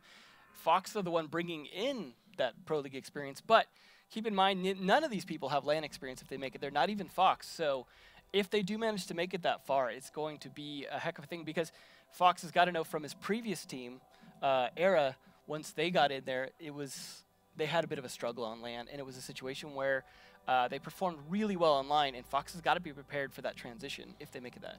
Yeah, it reminds me of quite a few teams in the past, especially for NA, really, at the early start of year 2 as well, where you would see these teams that would just top the board. And I believe Excellence back in the day that played so well. That was during Season 2 of Year 2 at Gamescom. They played so well online, came to LAN, and unfortunately could not play up to the same level, the bar that was set by all the other Pro League teams. And obviously in this case we're talking about making it to the Invitational, so just making it to that level is already extremely rewarding as a player and as a team. Monetarily rewarding as well. Exactly, $500,000 on the line. That's not. It's a tiny chunk of change. Helps right? justify the time you spend. Yeah, exactly. That is exactly it. So, honestly, I see it like Reckless has the experience that Foxay brings, but will there be team cohesion around him to make him shine as a player with them? I think he's the kind of player that can kind of perform on his own individually, which, depending on how you slot him into a team, is either an asset or a problem, right? Because if you can have someone that you can trust to do their job and you don't have to micromanage them, that could be really good if you put them on those right roles. And it seems like they've been able to do that with Fox, and I think that's really worked out for them, so they're here now. All right, so opposite to Foxay is Remorse from Vertical. So, Enzo, take it away with the interview. Now. Remorse, how are you doing? Hello, Devin. How are you? Good. I'm doing fantastic. I'm glad to see you guys here as well. It's amazing to see all of you guys coming up from Challenger League. All of you guys, you and Fox as well, both being former Pro League players, but then working your way back here. I think it's been great to see. So how are you feeling about all of that so far?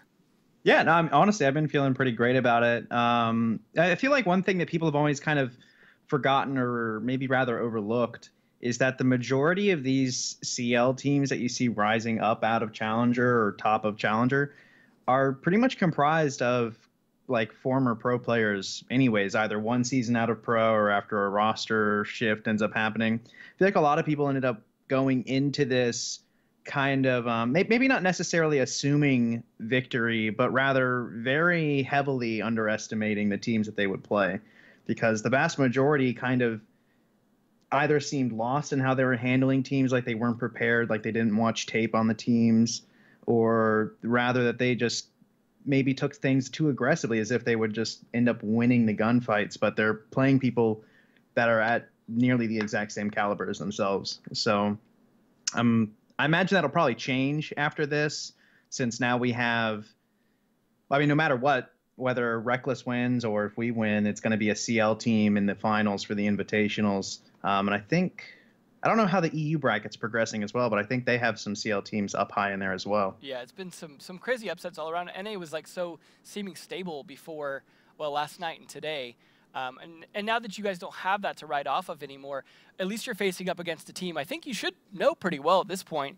I mean, so you're feeling pretty good going to that game, knowing your enemy at this point and knowing that they know you as well? Well, yeah, I mean, we've already played them in the past. This past Challenger League season, we already played Reckless.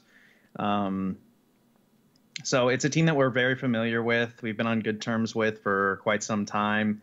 I was speaking with Goddess just a bit ago, and I think no matter how this goes, I think we're going to be kind of happy with the results, just because I think both of us have actually kind of dealt with the whole assumption from the general, I mean, not all of the community, but just kind of the general assumption of just kind of being brushed off as like, oh, just a CL team, assuming that like there's like a giant assumption of like there's a huge skill gap in between the teams as if like it's impossible to ever beat a PL team on a map or take rounds off of them. Well, I think so we've seen that it's so been far. pretty gratifying. You guys definitely have, right? Both teams have. And I think we're all here excited to see how this match actually goes down. So I want to say thanks for stopping by. It's been a pleasure talking to you, and I look forward to talking with one of you guys in the future as well, hopefully, as you guys move forward into the next bracket, one of your teams. Yeah, hopefully. Hopefully I'll see you there. Cool. All right. Well, thank you very much, Remorse.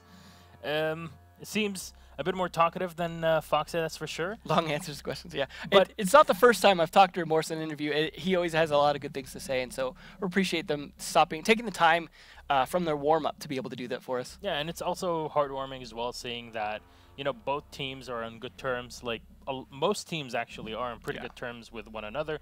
They scrim regularly. They play against one another in Challenger League or Pro League and, you know, other tournaments as well.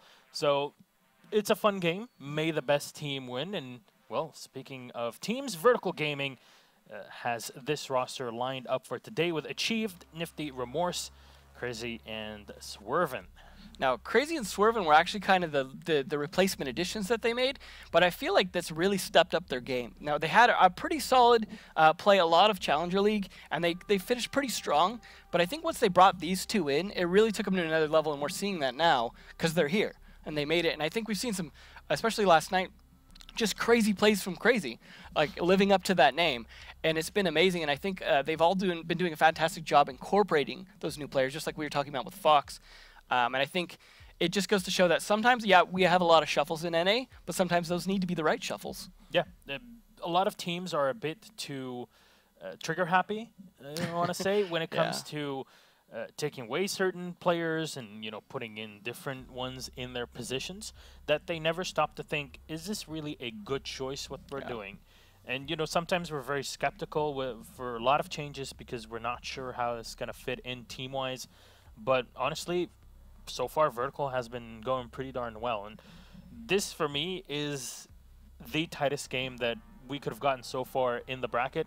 Again, there are two Challenger League teams. They are very similar in terms of structure. The basis of the team is very similar, where you have mostly CL players with 1 or 2 Pro League players that have that experience as well to basically match against one another. It's going to be as tight as it comes. Yeah, absolutely. I don't think this is going to be a quick 2-0. Yeah, hopefully not. So let's head into the map bans just to make sure that we know which battlefields are going to be on for tonight. So where will we go? Honestly, I don't think we're going to see a Dostoevsky again. No, I think that's been more of a rare pick, maybe just about as much as Skyscraper or Coastline. But I think there goes Skyscraper. I feel like obviously Oregon and Board are the big contenders, right? To see, we've still seen, you know, maybe some Clubhouse slot in there, which, as I say that, it gets banned. Some Consulate, watch that'll be banned next. I think that'll be just, you know, one of that standard Oregon Consulate and Border, maybe either Border or Chalet. Chalet we've seen a fair amount of, surprisingly. Like, I felt like that was a map that had kind of died out for a while, but it has made a bit of a resurrection given the new ops and stuff like that. Not necessarily the new ones that just came out, but even the previous ones. Coastline off the board already, Cafe, as you mentioned. So we are getting down to kind of the usual suspects, so to speak. So it's a question of, is Chalet or Consulate probably going to go? I mean, Oregon and Border, such solid map. There goes Consulate, Chalet it is. So I mean, we don't have a huge surprise on the map picks, but it's always a potential surprise on what they're going to do with these, especially these teams, obviously having played these a lot during Challenger League with each other as well, playing them during the ladder, getting up to this. They have a lot of ideas, but we have new ops in the mix.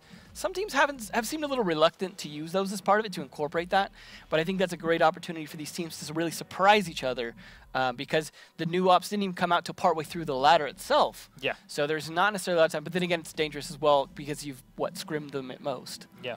And we've seen some teams doing compositions that were a bit odd when casting yesterday. At least it was in EU. Yeah. Where you would see attackers that would bring a Zofia and an Ashe at the same time, and you're sitting there wondering, you know, it's kind of a bit redundant to get too much of that 3-speed.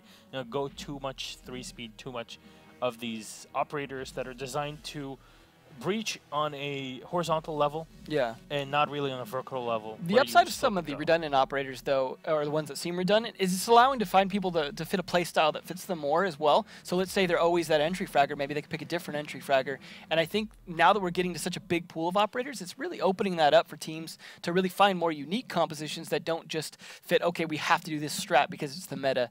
And I think the meta itself is like something that's maybe kind of not going away, but really diminishing in how much it impacts what people do in specific maps now. I think a very specific strategy we saw was yesterday on Oregon, where it was a basement defense, and we saw a quick rush with a Glass, a Dokkaebi. Dokkaebi, a Ying, and so you had the logic bomb deployed. The Ying had already thrown the smokes to block off defenders that are trying to rotate into the main hallway. And then the Ying just rushing down with the Glass just standing behind and protecting them. The entire thing was just extremely convoluted. Well, we may or may not even see something similar, as Oregon's going to be the decider, surprisingly. Well, we get to start off with Chalet, then Yeah. we go on to Border. I think that's good. Start off the one that we've probably seen the least of these three this season. Well, I guess previous season. So this should be interesting. Chalet should be, I think, a good map to warm teams up. I feel like that one can tend to lean to be a little more one-sided. So we may see, of all the three maps, that one leaning more towards one team or another. In this case, I'm sure Reckless is hoping it's them having picked that first. Yeah. So. And I think if they're able to take control of Chalet, going into Border would be very much a 50-50. Yeah. And Chalet would be basically a decider of the entire thing. It definitely can be, yeah, because Oregon can be just as 50-50. And we've seen both of Oregon and Border sometimes just go entirely to attack or defense and stay one-sided for a while. And that tends to kind of lean on who can break that first.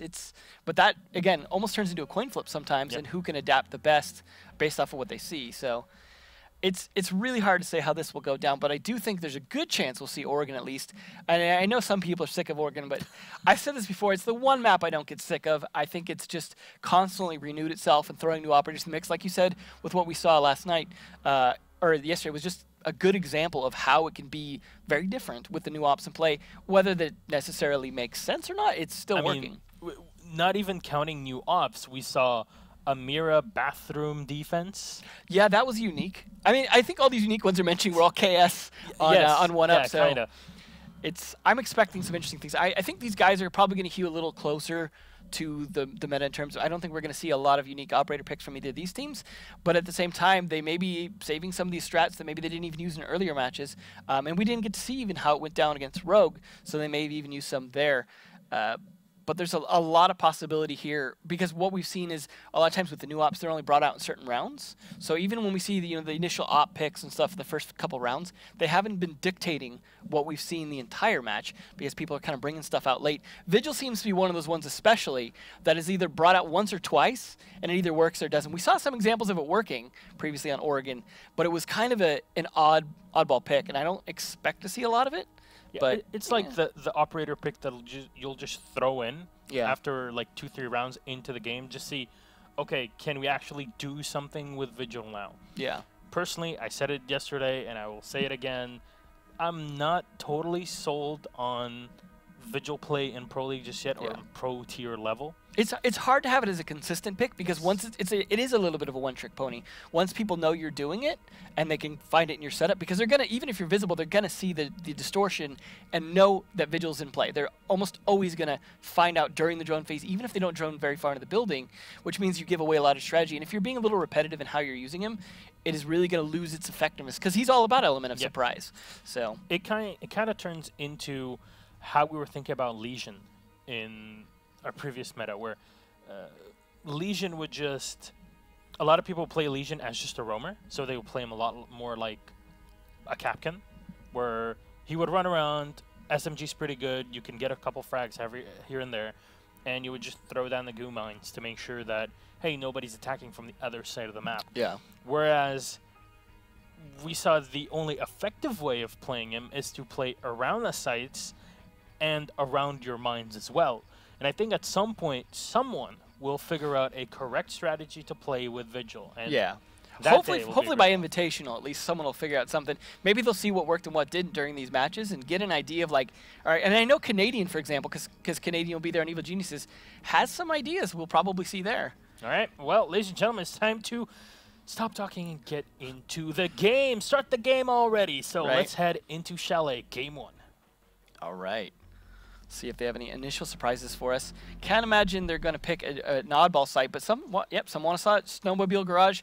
That has gone a little bit more in favor. It used to be all about trophy previously, and slowly teams more and more have started to like the downstairs. We are seeing an interesting pick of Crazy picking Mute, though, which has become somewhat of a niche pick still. I don't see a lot of consistent strategy uses of him. It seems to be one people try out, and either it works or it doesn't. But I think Crazy has been playing pretty effectively with most of his ops, regardless who they are. And I think I remember seeing some good picks with him even on Mute, so I wouldn't be too surprised if he's still going to use that very effectively, because a lot of people underrate his gun and think he's all about just the gadget. But I'll be interested to see where these jammers go. I like that deployable shield usage there. That's interesting. That is not something you see very often at all. But that might give them some more ability to say they want to lay down behind that table and not have their feet exposed. Although that is something that you can also use to your advantage, but if he has a little bit of a pixel peek, might be able to see towards the door, so we'll see.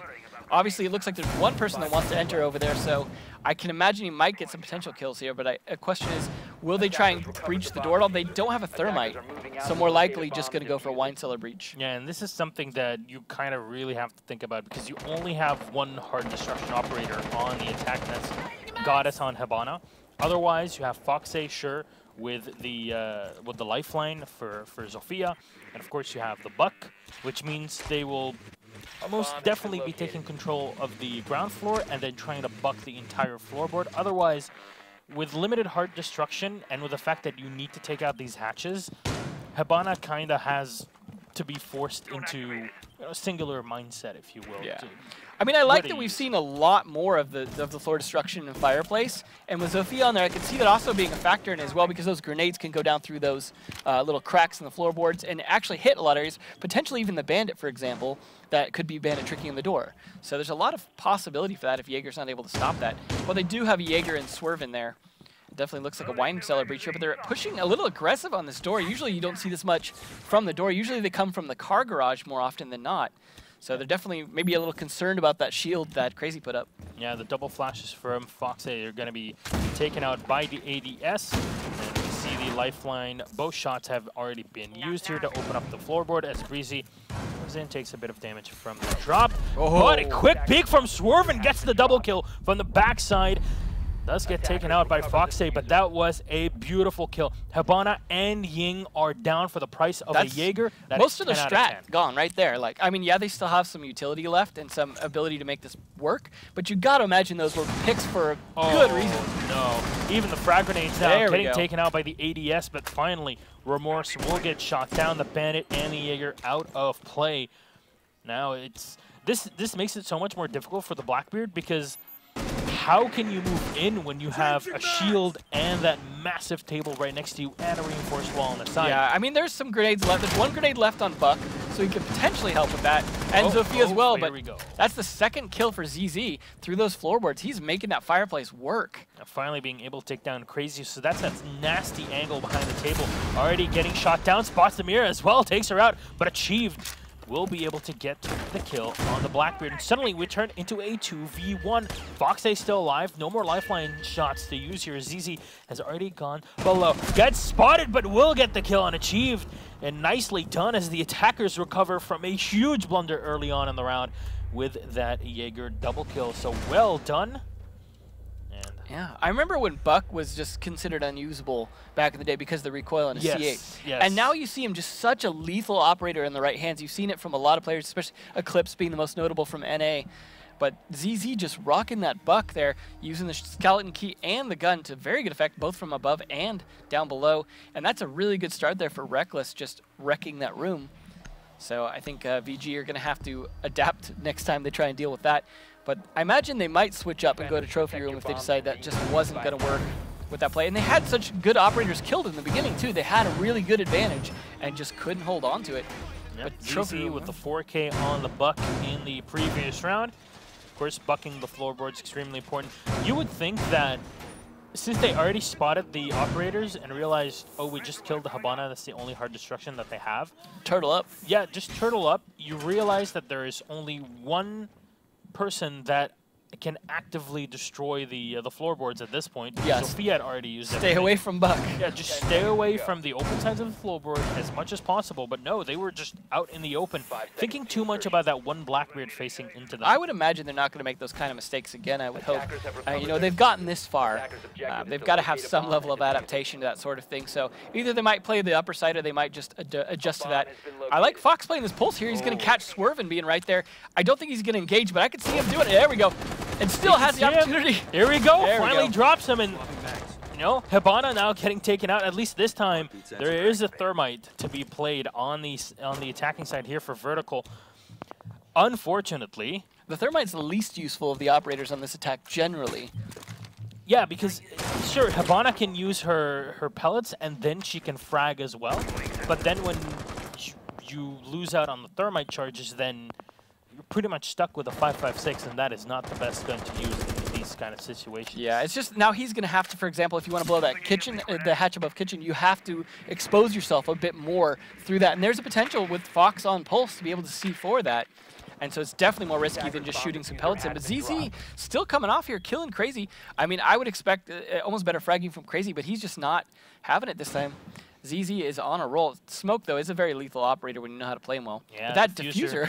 Diffuser been dropped outside, and now with the Pulse, they know exactly how they're going to rotate. C4 can just boom right out that window when you try and go for that. It's going to be risky. They're going to have to maybe clear some of that kitchen first, but they don't have a Buck. They just have a Sledge to open the floor, and that Sledge just got a nice kill into Breezy, so that's a good start taking down the Roamer so far. Fox still playing downstairs for the most part, though. Definitely wants to use the verticality of his scanner to get some advantage here. Remorse on, as they call it, K9. Yeah, the pretty standard spot basically for your Blackbeard, just to open up the balcony window and just try to shoot down, get him to.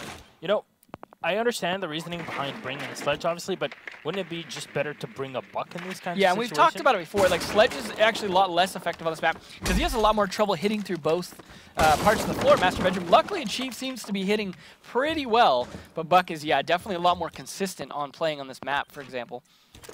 Right, still having the Blackbeard to protect him in the back is achieved. Still opening up these floorboards with 44 seconds remaining in this round. And Nifty just finally opening up the Master Bedroom. Needs way too slow. Yeah, way too slow. And they still have not recovered the diffuser. There we go. Finally, the diffuser is picked up. 30 seconds remaining. Now he spots one player down below. Now there should be an ADS here to protect the smoke. Nope. Nope. Here we go. There we go. ZZ is out of play, and now the second grenade is going to get lobbed right into the Mira, and no connecting, only doing 40% damage, but Goddess will get one for her own. Oh. One quick peek, Goddess gets the second, but will get removed by Remorse. Leaves it in a 2v1. Diffuser, they're going to try to pick it up here. There is C4 to get thrown out. No, there is not. Has to run all the way into the Blackbeard, but they're both ready for him, and Foxday will go for the knife. Remorse going down. Steals the kill. Seemed like they were almost a little frantic at the end there, but what can he do in a situation like that? I mean, even if he had popped off, he's got two and they're both pinching in for both sides. That was kind of, unfortunately, a lost round at the moment he tried to plant. So 2 up for Reckless. They are on a roll. Like you were talking about, they were still warmed up from earlier playing against Rogue, and they're showing why they maybe beat Rogue. They're definitely coming on strong. Now we are seeing what I was talking about, VG deciding the basement. Maybe that didn't work out so well for us. Yeah, we got some good initial picks, but that Buck was so devastating. We're going to go upstairs and bring a Vigil of all things. Yeah, and there we go. Finally locked, achieved. We'll go for the Vigil. Honestly, you kind of expect where the rest of the setup is going to be for the Bandit, the Jaeger, the Ella, and the Mute, but seeing where the Vigil is going to set up and how he's going to be set up, that is an extremely interesting part. This is a decent map for him, though, because I've talked about before, the vertical distortion that happens, like regardless of which floor you're on, is the one thing I think he can do to get away from easily being tracked by drones. And this particular map, with the easy rotation between the 3 floors and the fact that people generally do it, means he has some potential to at least be able to get away from drones for a while. And he's got to know, for example, they're probably going to take it top down. So let's say he plays either middle or bottom. He's going to think they might be up there because they're going to drone in that top floor, go for the Master Bedroom entry, probably. And if he can kind of stay below that and trick them into thinking maybe he's around Master Bedroom, maybe he's in the bathroom, for example, in the tub, things like that I think could really throw him off for his advantage. In fact, he's kind of doing that right now because it's going to look like he's in the bedroom. Yeah, and the detection range, basically those that you have on your drone for Vigil is around 12 meters, and then it increases to around 8. But as you're saying, with that verticality, you really have no idea where he should be because of that 4-meter difference. Just makes pretty good difference. Now, Bank as well is one of the other maps where this can work very effectively. Now, Crazy's just going to be sitting in the main garage. Interesting to see. We haven't seen a lot of car garage holds like this in a while. It's an older style strategy. And also seeing a lot of deployable shields more than you usually see from both teams here. I'm almost surprised it's not the Vigil in here, trying to take advantage of that. Oh, there we go. Nice Claymore. But see, he was detecting the Vigil, who was actually a floor above. And because of that, now he's not going to know, is there Vigil in his car garage? Yeah, is there another person in here waiting for us alongside this bandit? They just want to trick us to get into. Here we go. Nade's going to go right on to Crazy, and ZZ will get one more kill to pad out those stats. That's the second time he's killed Crazy right at the beginning of the round, too. We'll see if they can make this work, though. They're really having trouble getting in here. Despite killing Crazy already, they're still walking on. Achieve from above. Using the open up floorboards to get the kill on Foxay. And K1A, extremely easy to control, especially in these kinds of situations, just popping heads. Yeah. They know where he's going to be at now, though, in terms of which room he's going to be in. So he could potentially rotate out and up, but he's doing a good job holding this room for his team, and they're looking for him for sure. He's, of course, not invisible to the naked eye, so mostly just going to be able to stop drones. And he's sitting in a position where they can't see him easily without a drone, so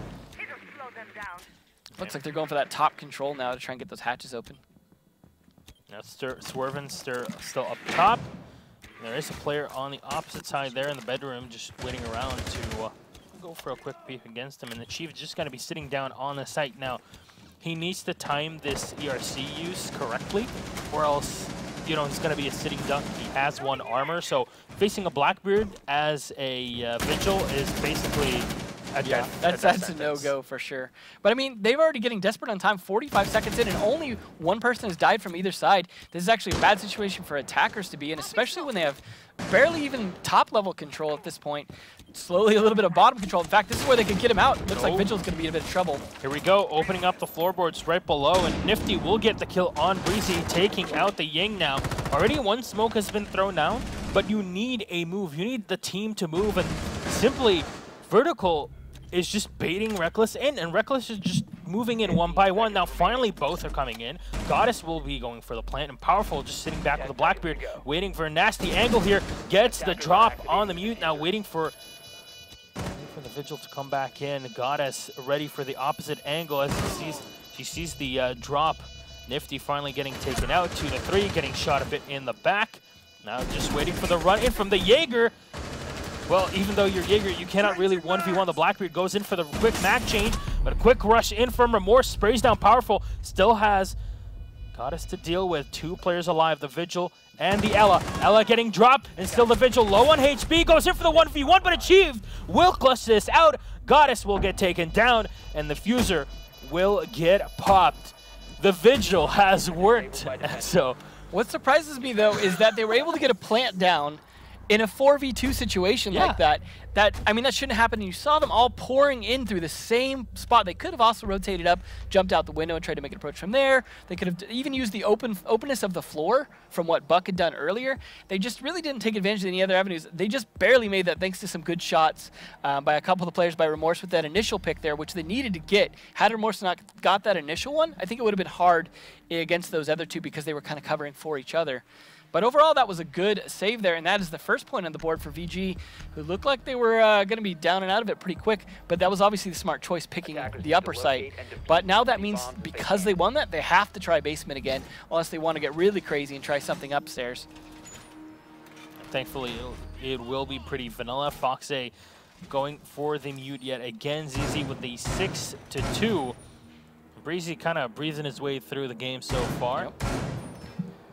We'll see if this pays off. Interesting use of the mute jammer in the car garage. This is sticking up on the stack there. Interesting part is the setup is completely different from what we saw before, where the side room is going to be opened up and then reinforced to the side. But where will these mirror walls go? Probably towards the garage area? I'm not a fan of that setup too, because once you open the hatch above it, that's their feet exposed. And that's a situation where even if they're laying down, they're exposed more than they give an advantage looking up, unless the angle is so sharp that, for example, they can't see in very far. But still, that seems like you're opening up to grenades, all kinds of other ways for people in the dining room opening up the hatch to get you very easily.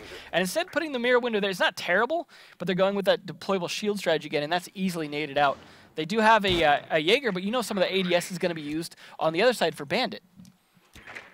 So we'll see how this works out, though. I mean, we're also seeing a car garage defense again, it looked like. The distribution of the whole setup is a bit odd, that's for sure. We'll see what they've got in store, though. Now, interesting part is that they're always keeping one player in the back. Before we saw the Jaeger, this time the Mute, that are just setting up from behind. Now, this is the perfect counter. Obviously, you bring in the Thatcher. Crazy will get kill number 1 now. That's the Bandit out of play. No Bandit tricks allowed. And now quick spray. Diffuser's going to get dropped. Headshot from Breezy. No more Nifty here. Now they lose out the Thermite that has only opened up one wall. Now, reinforcing the second wall is Breezy here. Has not set up his second Black Mirror. And there we go. It's going to go.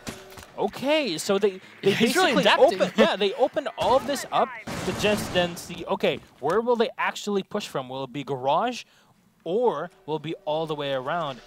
And that's I like how they're using a double window, essentially, but like long ways, so they can see when they're coming from the car garage still, but all the way out in the snowmobile, knowing that snowmobile's not a target. Now that they've killed the Thermite, see that once they killed that Thermite, that was the first kill. They go, okay, now small garage is safe. Now we can sit in there by the snowmobiles and actually defend from that. That's a smart adaptation. Yeah, and you immediately saw the entirety of VG just pulling back. Yeah, the problem is, though, they still got to watch Blue and the staircase coming down from Fireplace, but achieved. They're already killing Fox.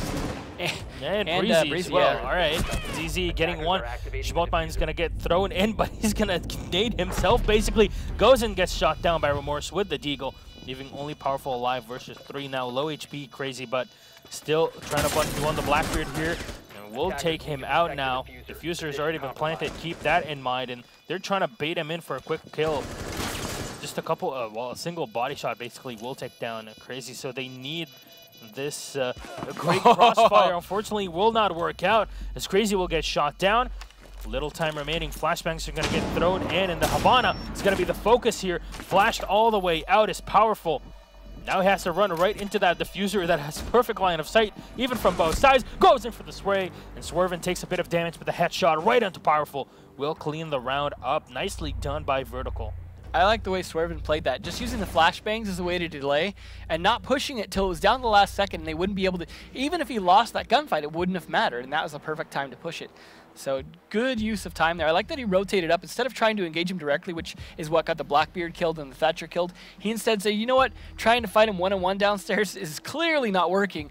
I'm going to rotate up. I'm sure he rotated up expecting to have a teammate left, but either way, it really worked out for him. And that's now 2-2 between these guys. But now we've got to see VG try and make some adjustments to this snowmobile garage defense and try and make it work this time if they want to actually turn that 2 points in a row into a lead.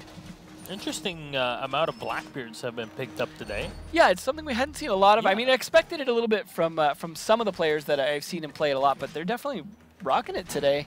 So it's good to know that not all the operators like completely rotate in and out of Vogue.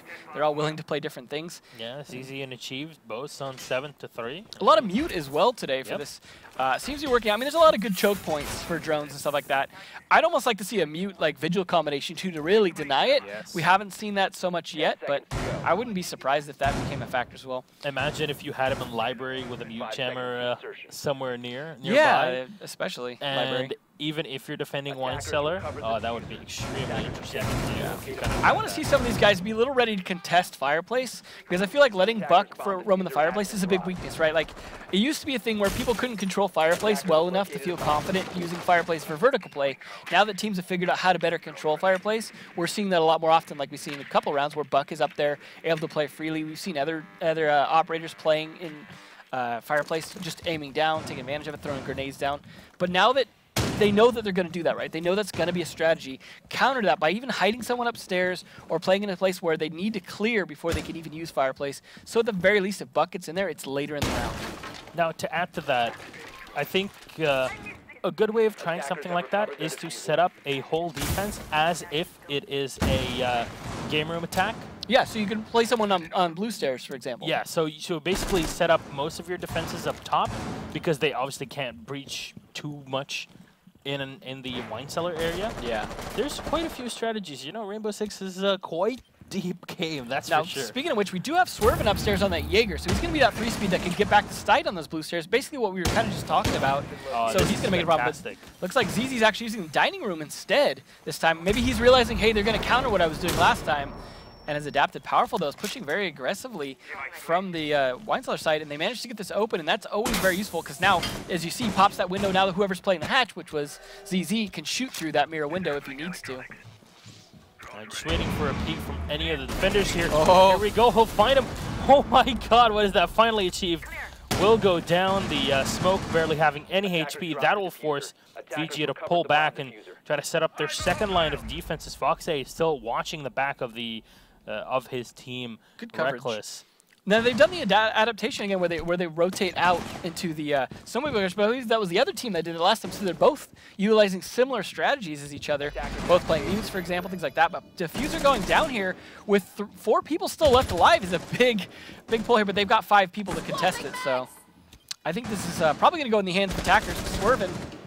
Oh, and then it's traded quickly and crazy. Yeah, 1-1 trade here, leaving it in a 4 versus 3.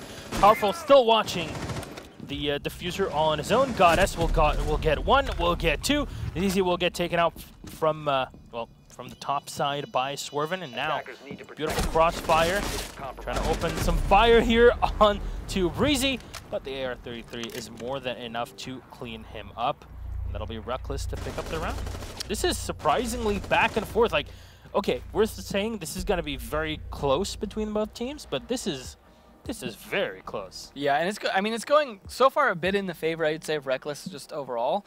Not that the score isn't almost tied at the moment. It was just tied a second ago. But we've seen, for example, VG just can't hold that basement. And that's twice now that they've lost it. So that's going to be a big point of contention and something Reckless can really take advantage of.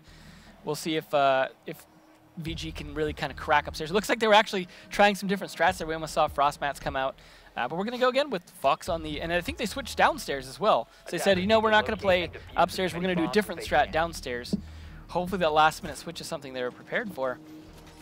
But this should be interesting. Nothing too crazy in the attack. Again, Remorse bringing that Blackbeard. We're talking about so many of the Blackbeard plays and so many mute plays. I'd say this is unconventional at the moment for the current meta. Yeah, and I think if anything loses this round for Vertical, it'll be the Sledge. Yeah, again, that seems like the Buck is just a better choice. But you know what? Again, like I said earlier, with the redundancy comes the ability for players to pick their own playstyle. Some people really like the L85, and him playing on that is, you know, that's still to his advantage. Both of them have grenades, both of them have floor destruction, and both of them have a gun that has individual preference to it. So I don't think it's a bad choice. But, you know, to each their own. Hopefully, we saw last time he has hitting the floors down, so I wouldn't worry about it too much. It is a little bit slower to do than the Skeleton Key, though. Maybe we'll help them out to clean up these defenders at least one by one. We saw it before. With the ability to use the Skeleton Key with the Buck, you kind of can very quickly pop it twice and then immediately look for one player that's just laying down. Sometimes just use the Skeleton Key itself as the weapon. Exactly. So this is why we're saying, you know, it is a much faster, more effective choice. Until they buff Sledge to be able to throw his sledgehammer immediately after hitting, right? I think we can probably find that in For Honor and not in Rainbow Six Siege. But here we go. Achieved will be droning in. No Vigil to hide in there. Yep, does have Foxay up top. That is a sneaky angle. Yeah, I like the way he's using that, the top side of that to be able to get down to there. Normally they clear Master Bedroom before that, so that's actually surprising. Achieved is letting him sit there. Hopefully he can get away if he needs to, but they're not pushing it, and that's, I think, a big mistake on their side.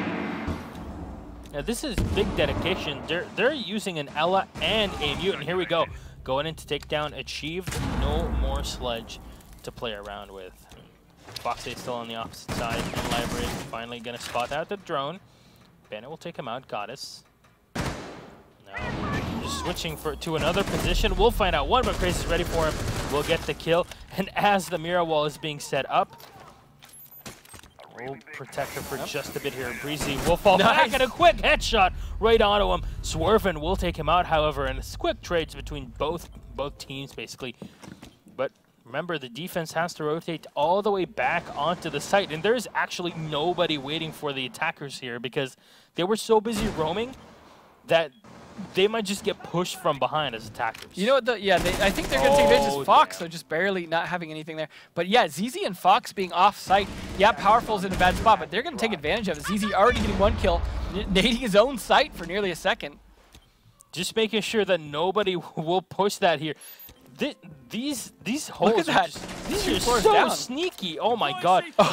He's going to even throw in the C4. Won't really hit anyone, but that is just 10 out of 10 for swag play. I did not see that coming, but unfortunately for him, I guess they kind of saw it coming in the sense they were not going to be exposed to that. There you go. Powerful spraying in and will drop 1, but Swervin will take him out. Remember, Remorse is down on the ground. Fox and ZZ still alive. Oh, they could be picking him up.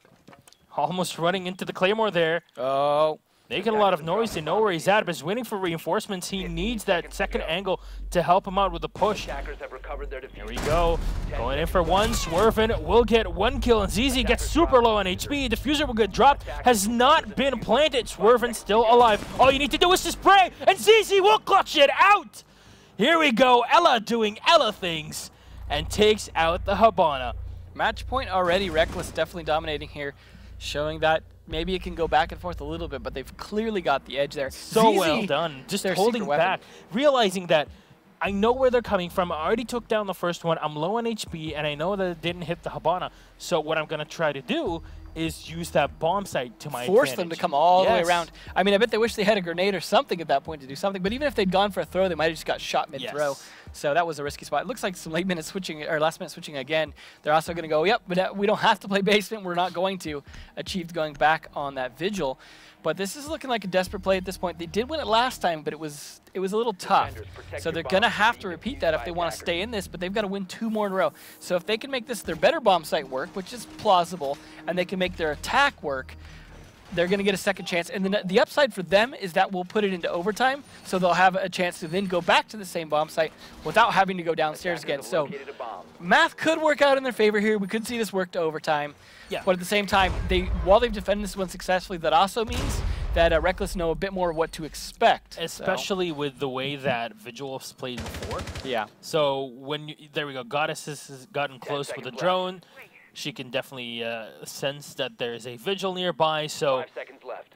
in general, now they're kind of expecting which position he will be in. Yeah. Attackers recovered the bomb diffuser. He could play it off. He could go to the top floor, but it looks like he just kind of wants to play it. I mean, I think his thing is he wants to stay so they don't know what his position he's playing in there, because generally he needs drones to find out. So even if they know he's playing in that room, but there's only like 2 spots you can sit in there that is invisible to the eye. Yeah, otherwise in Trophy Room on its own, you have like 6 different positions that you can sit in.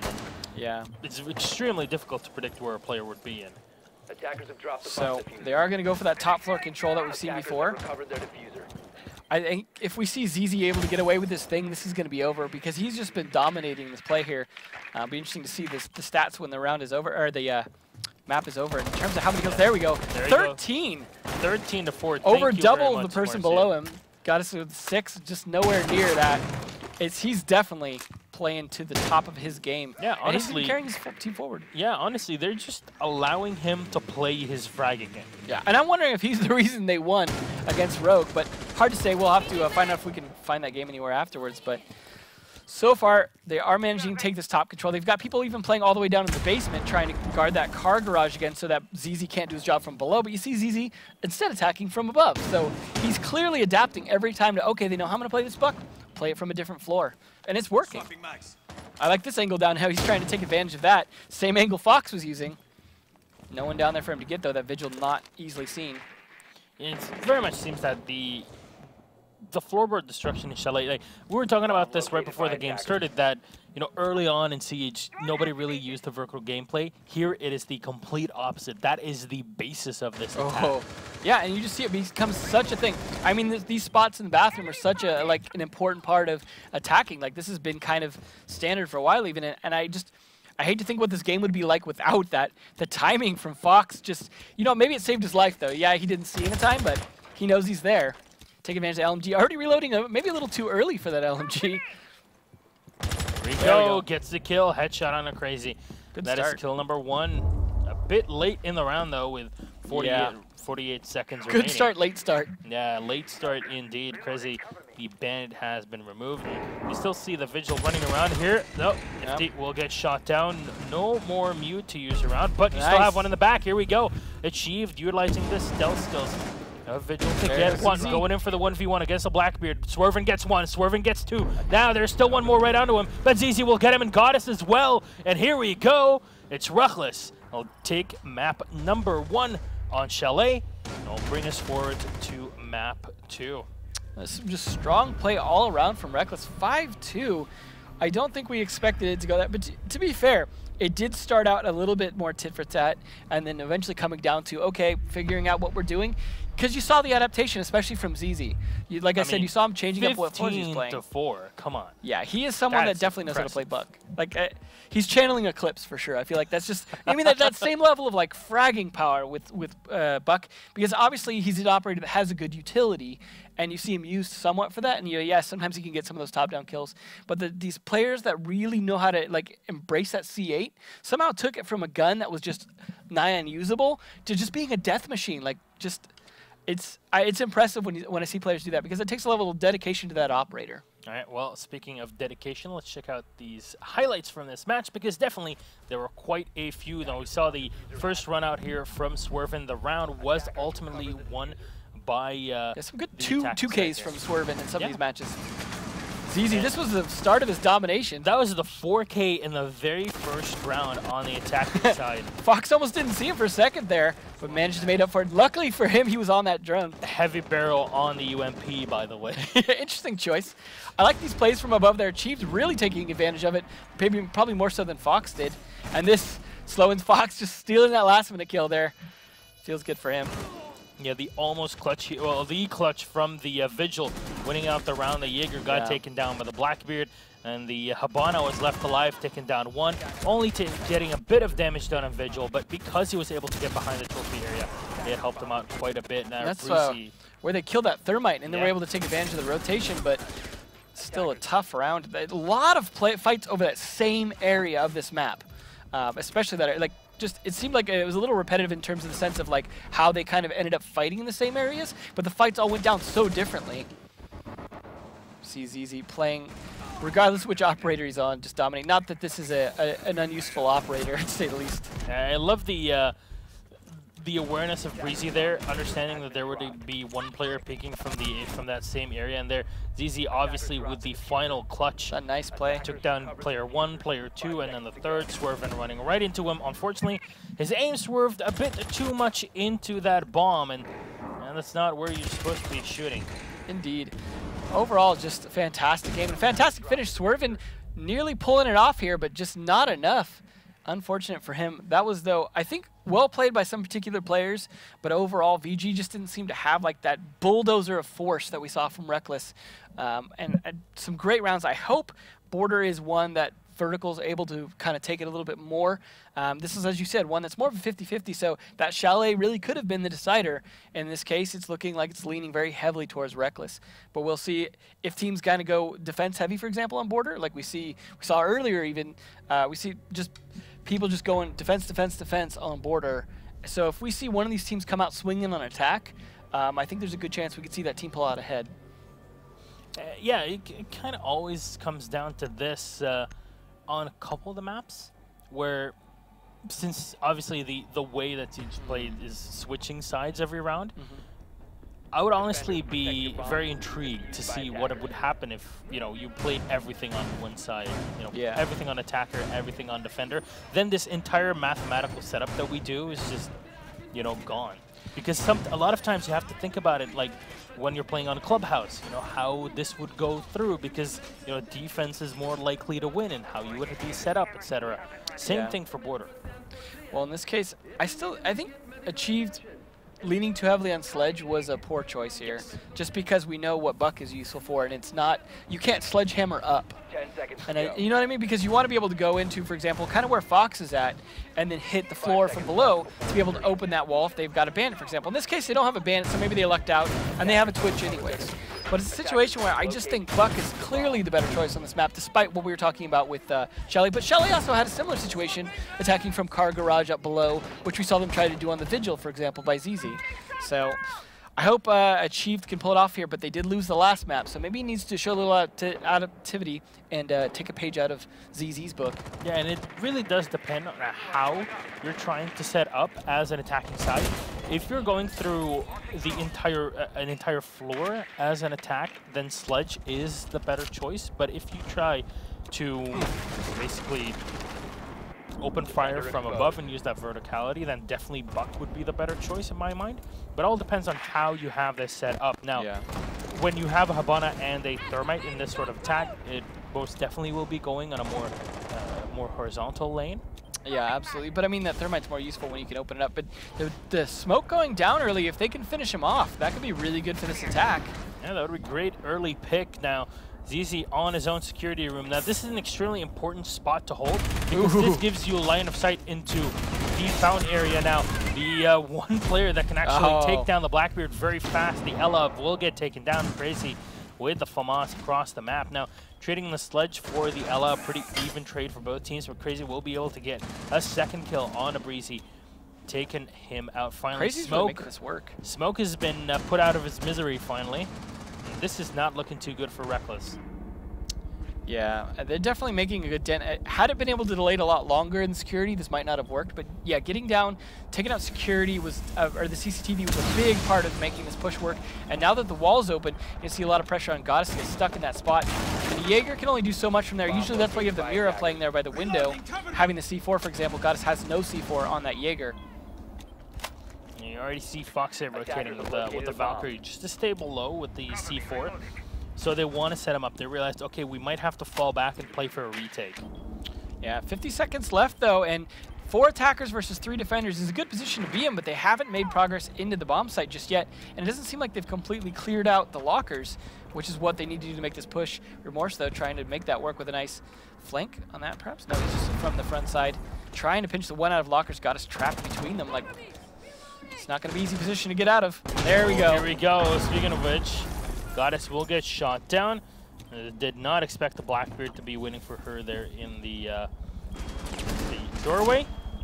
Crazy will go for the plant finally on the Twitch. Now, though, rushing in Swervin will take down Foxy, leaving only Powerful alive, and he's he might be powerful, but not that strong.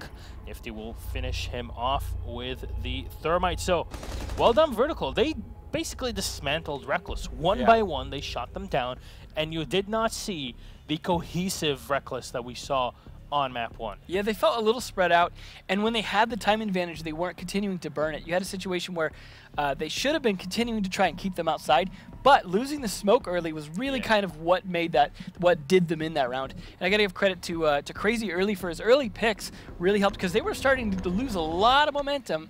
He got those early picks, and then they were able to kind of get in, make some progress, open up the wall, get set up. They were still a little slow after that, but not having the smoke to deal with just meant they just had to wait to bait Jaeger out of those lockers and then push in. Saw him do that, execute beautifully, and a well-deserved win by VG. Hopefully they can keep it up. Like I said, though, if they were able to crack attack first, it's a good start. Yeah, there's a good chance VG could take this map 3. Yeah, that is very much a good start. Now, they had 2 players before that were focused on CCTV. You had the Smoke that got shot down from the side. Now, since he was dropped to the floor, he couldn't watch the side angle for Ella. And even though Ella might have won that 1v1 versus Blackbeard, she can't really watch all angles at the same time. And that's the hard part of holding that room, is you need 2 people for that reason. Well, might have been a better choice to have the Mira there, but you know, hey, hindsight is always 20/20. Right? Yeah, and we'll see how they adjust in future rounds. Looks like they're set up for potentially a heavy office side defense, which is good because you see drones coming there, you see Fox on this side. Looks like they might be probing to see if it's worth attacking that side. But this is a map where you can switch up pretty easily. Would only like to see where the Mira windows are set up. Okay, there is one set up in Fountain, so a pretty standard one, but where this is the Looks second like, one. the A-wall there. Okay. So there's one in A-wall and one all the way on the opposite side. So they can just look through, maybe their opponents try to push through, take still CCTV. I think the one in the small office overall probably statistically works more often than those other ones, but maybe he's got a good strat to use it with. We'll see. I love this grenade from above trick. It's always a fun one to see to try and get in there. Oh, and there it is. Here we go. That's why. And that's taking down the Ella too. That's a great start, taking down Remorse early. That's going to give Fox a nice advantage going into this. And you'd think Remorse would know about that spot, and he probably does, but just did not think he was going to have to deal with it right then. That is such a Unfortunate. terrible start to the round for him. But this is a great start for Reckless to try and come back from that lost round. So Fox is still on the outside now. Oh, This is Claymore. here we go. Finally working out. ZZ will get the kill. Fox the is a little cautious now, though. Of all operators, the smoke goes in for a run out to get the kill. It is a very precarious position to have yourself basically hanging off there, Foxy. Yeah. But But if you knew the Claymore there, it was fantastic bait. oh my god, this round is not going too well for Vertical, that's for sure. No, and they were set up for an office stake, and that's where it's coming, but they just don't seem enough prepared for it. And Fox cracking early started off, but Crazy at least catching Breezy there definitely helped turn things back around because he's still holding off that side. Unfortunately, those Ying grenades, Candelas, did not go off correctly.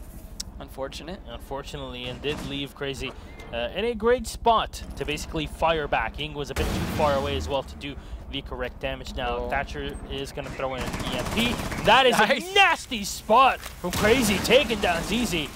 The second side here of the wall has been opened up. Crazy going in for the run out, maybe spotting the Thermite on the floor, but Goddess will be able to take him out, turning it into a 3 versus 2. Mira still alive and watching a connector. The beepers. Still Foxy from below with the sledge and powerful all the way in the outside of the balcony. Now, this is starting to slow down quite a bit, but remember, there's only 30 seconds on the clock, and there needs to be a kill here for the attackers to get onto the site. So they both fell back. Slowing down big time when they have the attack advantage, 3 players here, but they're fighting 2 hard players. There goes one of them. Fox with a big advantage now. Oh, run out immediately from Swervin. Taking one out. They need to hunt this. 10 seconds remaining. The diffuser has been planted, but it still has a ton of HP. Can Swervin clutch this out? Wants to go for the diffuser and fakes it for once. Powerful going in for it, and Swervin will clutch it. The 3K and the diffuser destruction at the end. What a fantastic play from the Jaeger to win back a round that should not have won in any way, shape, or form by VG.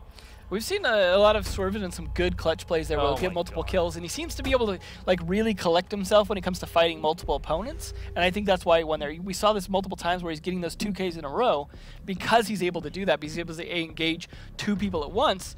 And yeah, he didn't get the diffuser before it got planted. You know, maybe a half second earlier, he would have saved himself a lot of trouble because he could have just bought time after that.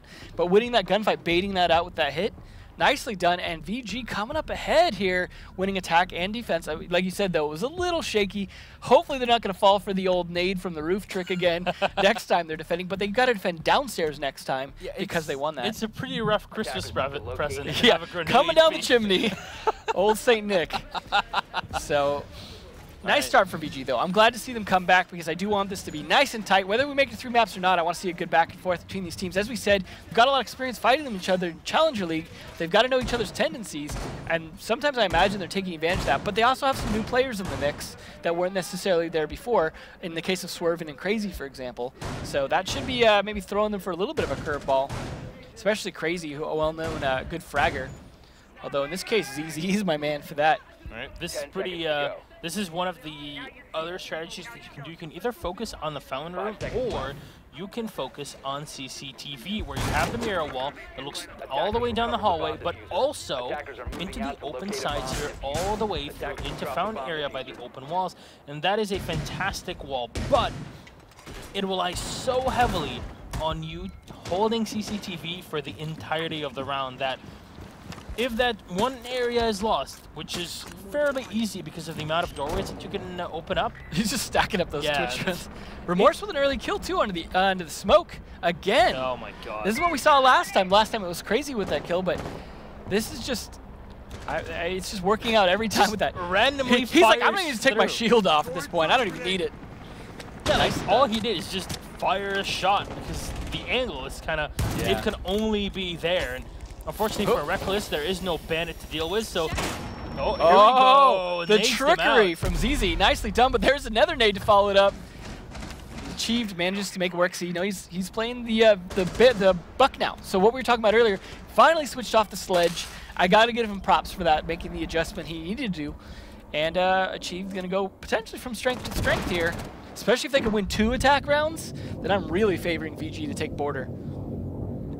Crazy will move in. And remember, there's so many of these walls that have been opened up because of how the defense was set up all the way in the back of CCTV. There's the mirror this time, but then there goes the Jaeger. See, that's why Achieve needed to be that buck. Taking down Jaeger like that, who's playing way too close to the wall, leaving just the mirror who dies right after. It's all on Fox against 5. Good luck, buddy. Yeah, Swervin left, holding on to Fox. We'll take him out with a bearing 9. That is a clean sweep round from VG. Honestly, that was as clean as it can get. Yeah, no, yeah, 5-man, flawless round. VG clearly showing took any damage that entire round. No, and this was their map pick, and now we see why. The other one was Reckless's map pick. Sometimes we see a lot of switcheroos where one team wins the other team's map and vice versa. So far, it's looking like both teams picked their maps for a reason. And now we're finally going to see for the first time in this match, Ventilation Room. This is going to be interesting to see because if VG can win Ventilation Room, good luck for Reckless bringing it back after that, because they could show they could defend both and attack top consistently twice. That's a really hard position to be in for Reckless. Defenders, protect your bomb. So it is on them absolutely to crack this nut on this round. All right. Well, let's see. Let's see how this one goes in, as we have a castle being played out for the defense. Definitely normal for this site. Of course, we are playing on the lower site, so you'll probably be seeing castle barricades set up on at least 2 or 3 of the doorways here down below. You'll be leaving one until you decide with information where your opponents are going to be coming in from, and then you can use that final castle wall, basically tell you out. Yeah, and there are definitely multiple approaches. You see ZZ taking his drone into the bathroom early, suggests to me they could come from the teller's side for a push. Okay, there we go. Armor panel is going to go in here, and this actually attacking a site like this where you know most of the time you're going to see a castle is a good spot to go for a Zofia, actually. Yeah, that's a good point, because that's an easy open and you still have one left. And unlike Ash, you get more than 2 grenades to use. They're just 2 different kinds. Yeah, you can go in for the grenade, and then you can use the flashbang as well, just to try for a quick push. So overall, would be a good good pickup to go. Now, I want to point out that we're seeing a Glaz just jumping right in. We haven't seen a Glaz yet. Powerful, swinging in like Batman right there, almost getting a pick early too. This is year 2, season 1 Glaz. You're right. The super strong ninja Glaz. So far though, this is looking like a pretty good take from the attackers, because they're getting in and getting a lot of ground uncontested, which is obviously, I mean, they're playing a more turtle strategy here, although Bandit throwing his face out there was not a smart idea. And that's ZZ getting that kill into Crazy. That's definitely going to help this attack work. I'm favoring this attack to work out so far. Yeah, so they're going to try to go in. Here we go. Opens up the mirror window. And that is so important, because they're relying on boxing in as much as possible of this site. But now with the top side getting slowly in control. Yeah, and that gives Glaz the ability to use that window as well as pop the castle doors. Yeah, you're right. It's just opening up, blossoming like a little flower of death here. You're trying to open up the top side, but at the same time, use the glass to prevent any aggressive rotations from the defense. So absolutely. Even more and more of this utility. The Twitch, CZ, honestly, he's just getting away with it. Not just the fragging play, but also the smart plays by using your drones correctly. That is exactly what you want in a player. And I like how they've got Breezy over here on that Ying, because that's such a tight room. Good luck dodging those Candelas. Looks like they're going to try and flush him out. Now, see, he's got, like you said, to cover that rotation if he tries to go out when it gets Candela. But Fox taking down Achieved Sledge versus Sledge player there with a nice kill early on. That's going to weaken him. And then Powerful does get that Glaz kill. Not looking good for VG. Fox a grenade throw all the way inside of the server over here from the workshop. Actually downing the Mira with the splash damage, and Fox will just run in with the SMG-11, get the final kill. And this is a full rebound of what we saw before, as Reckless just absolutely demolished VG on this defense.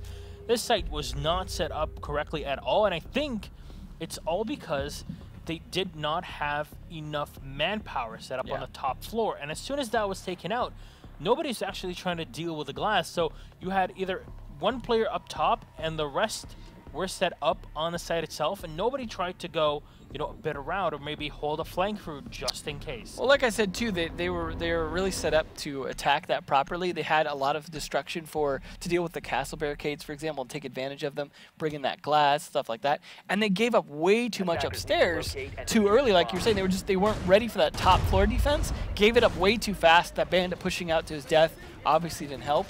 And it was just, once they didn't burn any time at the beginning, that just gave them so much time to just set up and collapse. And then also Fox went pretty ham once he got into servers and workshop. So that helps as well. You saw him with the 5 points there, top fragger for his team. Grenades have been on point really for both teams today. So very much impressed. I like the way you know, you can utilize the new This is why I feel like Jaeger needs a buff, though, because just grenades have gotten so good now, and then they buffed the grenades in giving them more of a skill ceiling increase, and I think that's definitely paying off, and that's why you see so much sledge, so much buck, like just for the utility and the grenades, because they work with each other, right? When you could open a floor and throw a grenade through it, or open a ceiling and throw a grenade through it, it gives you a lot more accessibility. And they're absolutely capitalizing on that. Fox, though, looking like he could consider a run out, something he used to be infamous for doing back in his lunatic days. Hasn't found anybody just yet. Cannot spot the Habana all the way from there. Looks like he was hoping. You know, that was a chance freebie. He might be able to make it work, might not. But now he's got that window open. And he's got to keep that in mind. Achieved back on the buck again. Looks like he's given up the sledge, so that's good. And he's using it correctly. They're opening up that office wall. That's what Buck is really good for in this particular site for this attack. And you see all of them just stacked up here to attack the office side. So I like that Achieve's going to rotate around and try and contest something else. So he doesn't need to all be focused there. Remorse just playing all the way on the opposite side of the balcony, just making sure nobody will push him anytime soon. Wants to open up the windows yet again. His teammates setting up in position.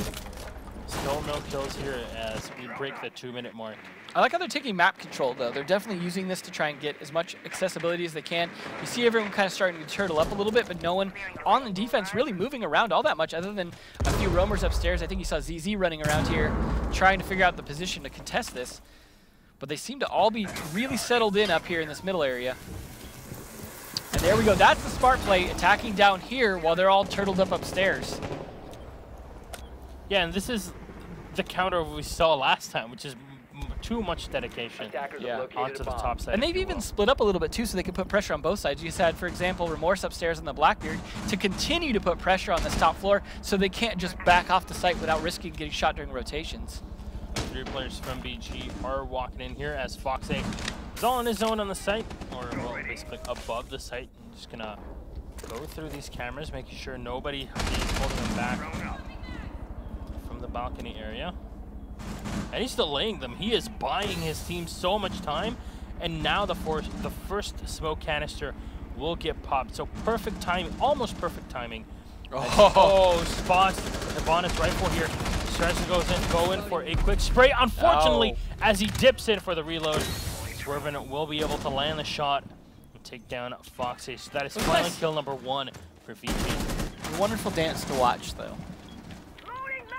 So far, though, that's the only kill in 30 seconds left. This is actually looking good for the defenders who have been able to successfully turtle because the attackers just didn't make enough progress, but they are set up for this push. Smoke canister not covering a lot, but ZZ taking advantage of all the chaos to get 2 kills already. Here we go. One more for the smoke here as Breezy delaying them and being able to get the kill. Now, 1 drop, though, as Chief gets 1 and ZZ with a second. This is powerful. Will land the final headshot and clean up achieved from VG. Reckless back in the game here, waiting for the buck to peek it. Seeing that gun smashing his face into the wall. So you wish your guns were shorter. That's why SMGs are great, right? Because they're not only lethal, but they're very short. So that was a nice turn of events because we had Reckless, who was seeming to struggle everywhere else, win on the bomb site. That was the weaker bomb site that even VG couldn't successfully defend. So that's good. Now they just got to get their act together upstairs. We can see them change it up. So far, they're going to do their attack upstairs first. But they are 1 point away from match point, so essentially, potentially, 2 points away from losing this particular map if they can't make it work here. Yeah, Reckless really do want to get through that fourth round. So, for me, if Reckless are able to win this attack, then it's very possible that they will sit on a map and match point after that and win the round. Basically win that 4th round put it on the scoreboard, make it a 3-4. It's possible. We've seen VG consistently attack the top floor twice, so there is that, right? Because we know Reckless can't play the top floor, right? Because they just won the bottom. I mean, can't play the bottom floor because they just won it. So they have to be the top floor unless they're going to do something crazy like customs defense. So it's a case where VG, even if they don't successfully defend this and it goes to a 3-3, there's a good chance of it going to 4-3 in their advantage because they've successfully attacked the top floor twice. So, like you said, though, it could easily go to overtime because we could easily see Reckless, finally figure out after that, how to successfully defend the top floor, I'm sorry, successfully attack the bottom floor again, yes, which they have done. So yeah, I guess the math works out based off past history to go to a 4-4 overtime. Yes. Thinking about it now. But we'll see, they're getting control of CCTV pretty much uncontested here. Yeah. Which is a bit odd. What? Oh, what? How is, what? It didn't go off till after he moved, and I think he was counting on that Elamine to save him, Yeah, and no. it certainly did not. Goes in for the reload. There is nobody in CCTV to contest him, and he just walks in Hey, how's it and going? gets the kill on remorse. No more Ella here in Unfortunate. play. All right. Bit of a ZZ miscalculation by Reckless, or I mean VG. ZZ will be joining in. Just have the sledge to basically push in depending on the position. Foxy will go all the way up top. Oh, he's going to throw something different this He's time. going to drone in. All right. Here we go. That's a dead body. We spot the second one. Going to probably angle this grenade throw here. No, he's just going to fall back and now set up, giving information to his teammates. They've got a lot of map control, but it doesn't seem like they're putting a lot of actual pressure from it. Now they're just finally going to go into this room here, clear up some of the barbed wire. There we go. Smoke's going to get thrown right into that mirror wall, and now the Candelas are going to get thrown in. ZZ will get the kill on the Bandit finally. Only leaving through alive the Jaeger, the Mira, and the Smoke. Sea Breezy still holding in with the Ying. Two players, or actually all three players are in and around, and they can hear him from behind these walls. Now, the important thing for Reckless is that they need to have one player watching their back, or this is not going to go too well for them. So far, though, they're turtling up quite a bit here, and that stops some of the attack. God. What was that? Swerving through the smoke and through the krill there. We'll get one, and we'll get the second as well. Powerful, engaging in a very odd position there. This is falling apart pretty quick here. Now down to a 3v3 and 50 seconds left. If they could just delay a little bit longer, pressure is going to be on the attackers, and they might have even burned all their Candelas already. Let's attack. There's Nifty. There's one more quick spray, but Goddess will retaliate, taking him out. Ooh, Here we go. Fox. Fox here from behind, turning it into a 2 versus 1. They're still achieved alive on the smoke. Not impossible to do with that SMG-11, but it's all about baiting, and the frag will get thrown in right in front of Achieve, taking just a bit of damage here. Foxy will actually drop below him. Alrighty. Now just pulls out the SMG. The fuser's been planted. And we'll go in for the final kill. I mean, honestly, what can you do in that position? The angle and the timing for the plant were just a millisecond of perfect. But I like that. He used his own grenade to push him off, go for the plant, and then just cover it, and then use the hatch as well. That was just really well played by Fox. That was extremely good thinking, basically, in a clutch position, because a lot of players that are set in a position like this just end up tunnel visioning and not understanding what's going on. Okay, I planted, now I need to contest, now I need to 1v1. No, he's calm and collected. He's planting, he already threw the grenade, he knows that he won't peek him just yet, and then he drops down and knows that he has the advantage. Because I like how he stays off first and lets him kind of stick it. But that's the thing. You have another angle that you can defuse from, and I don't know why he was trying to defuse. Panic choices, I guess. Speaking of interesting choices, Fox this time actually going with a Frost. That's the first time we saw it. We saw it almost picked earlier, but now he's actually going to use it, and that's really going to potentially throw them off here. I can't imagine they're going to... I mean, it's not like they don't have drones, but it would be interesting to see someone get bear trapped, because it's not something we see too often these days. These windows being a good candidate for as well. Look at this, Swervin with 8 kills, almost saved that round thanks to some of those. And then Fox and ZZ dominating on their team, just a big gap between them and the next one's down. Crazy and Remorse though playing pretty well as well. So I think overall VG doing a good job, just they need to get this round. Now the important thing is that they don't reveal too much Attackers recovered the bomb diffuser. Attackers must locate just yet. and defuse the bomb. So they set up one of these bear traps. Fox will sit on the site for just now, and we'll set up the second one right next to the site. So they're kind of trying to play the smart game here and just either use it as a, not just as a way to trap one of the players, but to at least funnel them and control the flow of the attackers as they break into the site. Especially in regards to windows and doors. That's where it really becomes a big deal. ZZ trying to hold the CCTV, something we've seen, unfortunately, him lose pretty much every time he's tried to hold it. Usually the smoke goes first, so we'll see if Breezy and ZZ can live very long, because those are always the first two to go on this particular attack, as the last two times that VG has attacked this. So hopefully they're going to play it smarter. Now you see me, now you All right, well, Chief's still sitting behind that mirror wall. Not going to find anybody just yet. ZZ holding down CCTV. Fox A will exchange positions and set himself up yet again. Now, Frost is not the best operator you can have when you'll be playing these close-up fights. I want to make it clear though that SMG is a little underrated. Yes. That is the 9mm Swedish, I believe. Yeah, it's a fun one. See if Fox can use it. It just has like a really good recoil control on it. Yep. He's gonna get droned out though, so they know he's playing there. But an interesting spot to be playing. You don't usually see people playing near that doorway like that because of the risk of being flanked. But they aren't trying to flank from your stairwell, so it's working out for him. Oh, taking way too much damage there, Fox. He's just trying to delay, but his drones are just kind of probably unnerving him. He kind of has to stay in this position now, doesn't he? But the Habana has been dropped, swerving. Oh, someone did get bear trapped. Yep. Like, Finally working for him. So Fox is doing a fantastic job this round between holding them off and literally bear trapping them as he tried to go in for that flank. I think that's smart. Way too close, but will get downed himself. Now they can potentially get their teammate up in the bear trap, so Swerven could make this work. Maybe even get his revenge against Fox. But they haven't pushed in just yet, and there we go. Got us backing them up to save this. But there's a kill from Achieved on ZZ. There's that ZZ kill at the beginning I was talking about. Got us taking one and powerful again with a second kill on a Swerven. Gets the headshot with the last bullet in the magazine. Taking down their Morris. No more Thermite, no more Havana and Blackbeard. They see Chief getting into a better position, but that crossfire is so nasty as he sets into the desk room. Even Breezy coming around. That's 3 players looking out for him. Not an easy spot to go in. A shotgun too slow on the switch. Achieved will get the kill. He's gonna get spotted out just a bit here. Powerful. Fighting in with the Mira. Famas comes right in with the Twitch. Will get shot down now. Too low on HP. C4 comes out, but Achieved will be able to get 1v2, but Achieved has so little HP. No more time remaining. And we will see Team Reckless picking up the round.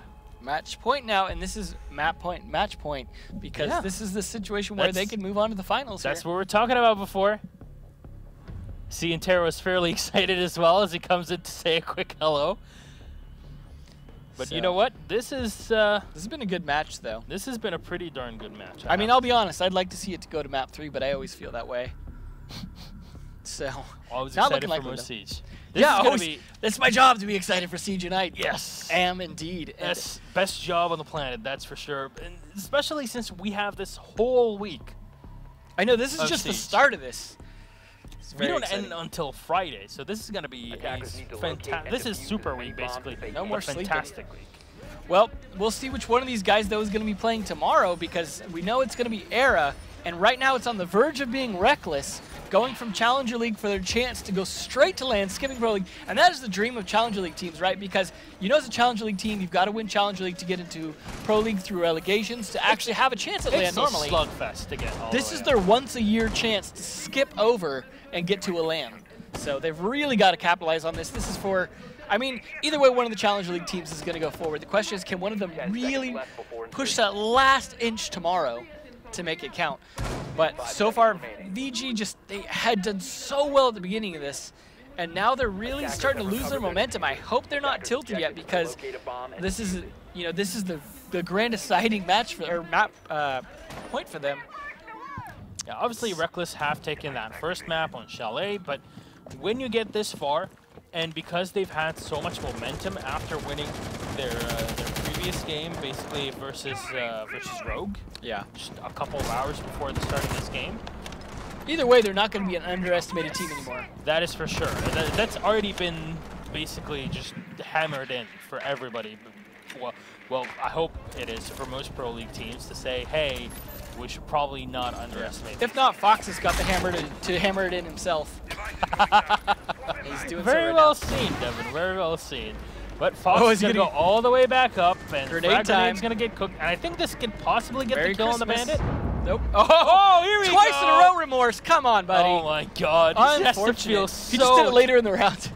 Oh my. I wish we could do a post-interview with these two and be like, so how did you two feel about that grenade play on the roof? Because that's the two we talked to earlier. God. Amazing. Well played, Fox, though. Oh, second grenade landing right next to Crazy. Getting a bit of damage done onto him, but won't be able to get the kill thus far. Bandit will get the kill on Foxy's drone. Foxy's got that Claymore in that window. Last time, remember when he used it as that bait? I don't think they're going to fall for it a second time, but I like that he still got it there just in case. All right, runs right on in. See Chief just checking in from below. They need to rely on him basically for that C4 to be played, but there we go. Havana, and it's going to go for the Bandit trick. Oh, Bandit tricked the wrong thing. Oh, nice. That is beautiful use of the pellets Good to timing. trick the Bandit. Yep. Yeah, tricking the Bandit trick. Tricking the Bandit. Here we go. Oh, there's 1v1. Goddess gets the kill. Foxy with one more on a swerve, and 5v2. Nifty left alive gets taken down. Achieved last alive for the team. 5v1. What can he do in this situation? Ace clutch. He doesn't even have a C4. He only has barbed wire. He's got throw. In position. Foxy will get the kill, and here we go, ladies and gentlemen.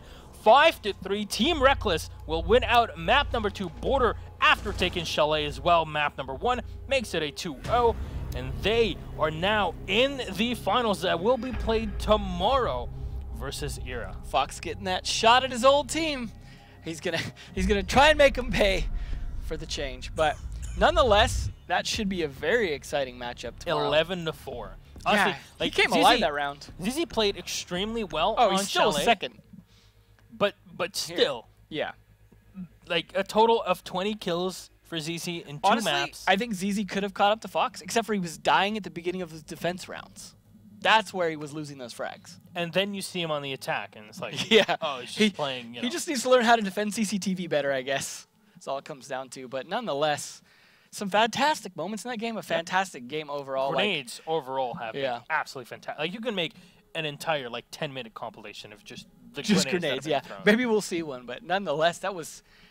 I don't know. I'm very excited to see such a great match leading into this from a bracket that's just been full of upsets, full of unexpected outcomes.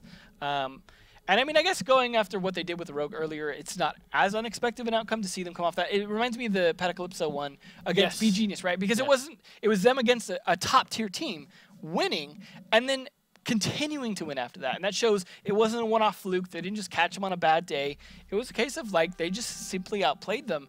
In this case, I feel like, yes, they did outplay them, but you see some of these fantastic plays from both teams, especially The grenades. There's right down the chimney with Cheer. Good old There Fox we A. go. Oh, look, almost looked like he went to go for a second one just in case. But overall, so just fantastic plays. We saw some great plays from Crazy, but I feel like we didn't see Crazy's full potential that round. Some great kills from the Thermite as well. I think the support for the team around him was just not there Yeah. on a few of the rounds, especially on that defense, on those defense rounds. There's ZZ with some good plays as well, though. And Breezy as well. When they played downstairs, they definitely had it together. It was upstairs where Breezy and ZZ really struggled. Now, one of the spots is this round where the hallway was completely exposed, yet still we saw the attackers trying to push it every time, and they lost 3 players in that kind of play. Bomb located by Yeah. attackers. Some great plays by Powerful, too. I feel like we probably didn't mention him enough. He had Yet some again. good plays. And there's Fox with a twofer. Or second Honest- round run. Honestly, these are just obviously the highlights from our second map. We already went through the first Yeah. one, and you know there were quite a few grenades. I'm always excited about these kinds of plays because it takes a lot of game knowledge and positioning knowledge to know exactly when you should be throwing out. Because if you droned in, you see how the setup has been done by the defense, then you can basically time it. Just looking at the timer and realizing, okay, at this time they will probably be in this position. But Yep. all that aside, let's take a quick look at the bracket so you guys can be updated on all that happened tonight. So both semifinals have been played. Ronan Esports losing out against Era in the semifinal with Team Reckless versus VG. ending up in a 2-0 as well for Reckless. Highly recommend rewatching both, but especially your second semifinal, which means all partners in crime are going to be facing off in the final for NA tomorrow with Era versus Team Reckless to decide who makes it to the Invitational. And now with a chance for Reckless to potentially go to LAN, I want to make a small correction. I think earlier I might have implied that Fox didn't have LAN experience, but I want to correct that. He did go to LAN previously, so he is going to bring that LAN experience if they make it there. The rest of the team is the one that doesn't, so I think I might have implied that incorrectly earlier on, so I just want to clear that up because there is that potential. Either way, though, both of them, Era's gone to LAN and Fox has gone to LAN, so either way, one of them going to be returning, this time to Montreal. Yeah, I mean, having Era as the brand itself coming back to the Invitational from last year with K9 back in store would be great, obviously, but seeing a Challenger League team in there would be fantastic as well, because we've talked about this multiple times. Never underestimate your opponent, and especially now in NA and even in EU, this has been shown. The biggest lesson this season. Yes. Maybe we'll see more of these changes in Pro League for the year 3 start. I imagine Invitational is going to have just as many surprises. All right, well, let's end it here. A bye-bye from a producer and a bye-bye from us. Well, thank you very much for watching. It's been Milosh, of course, Emzo, and from Kix and Intero as well, saying a good night. We'll see you tomorrow for the final game for NA. Good night.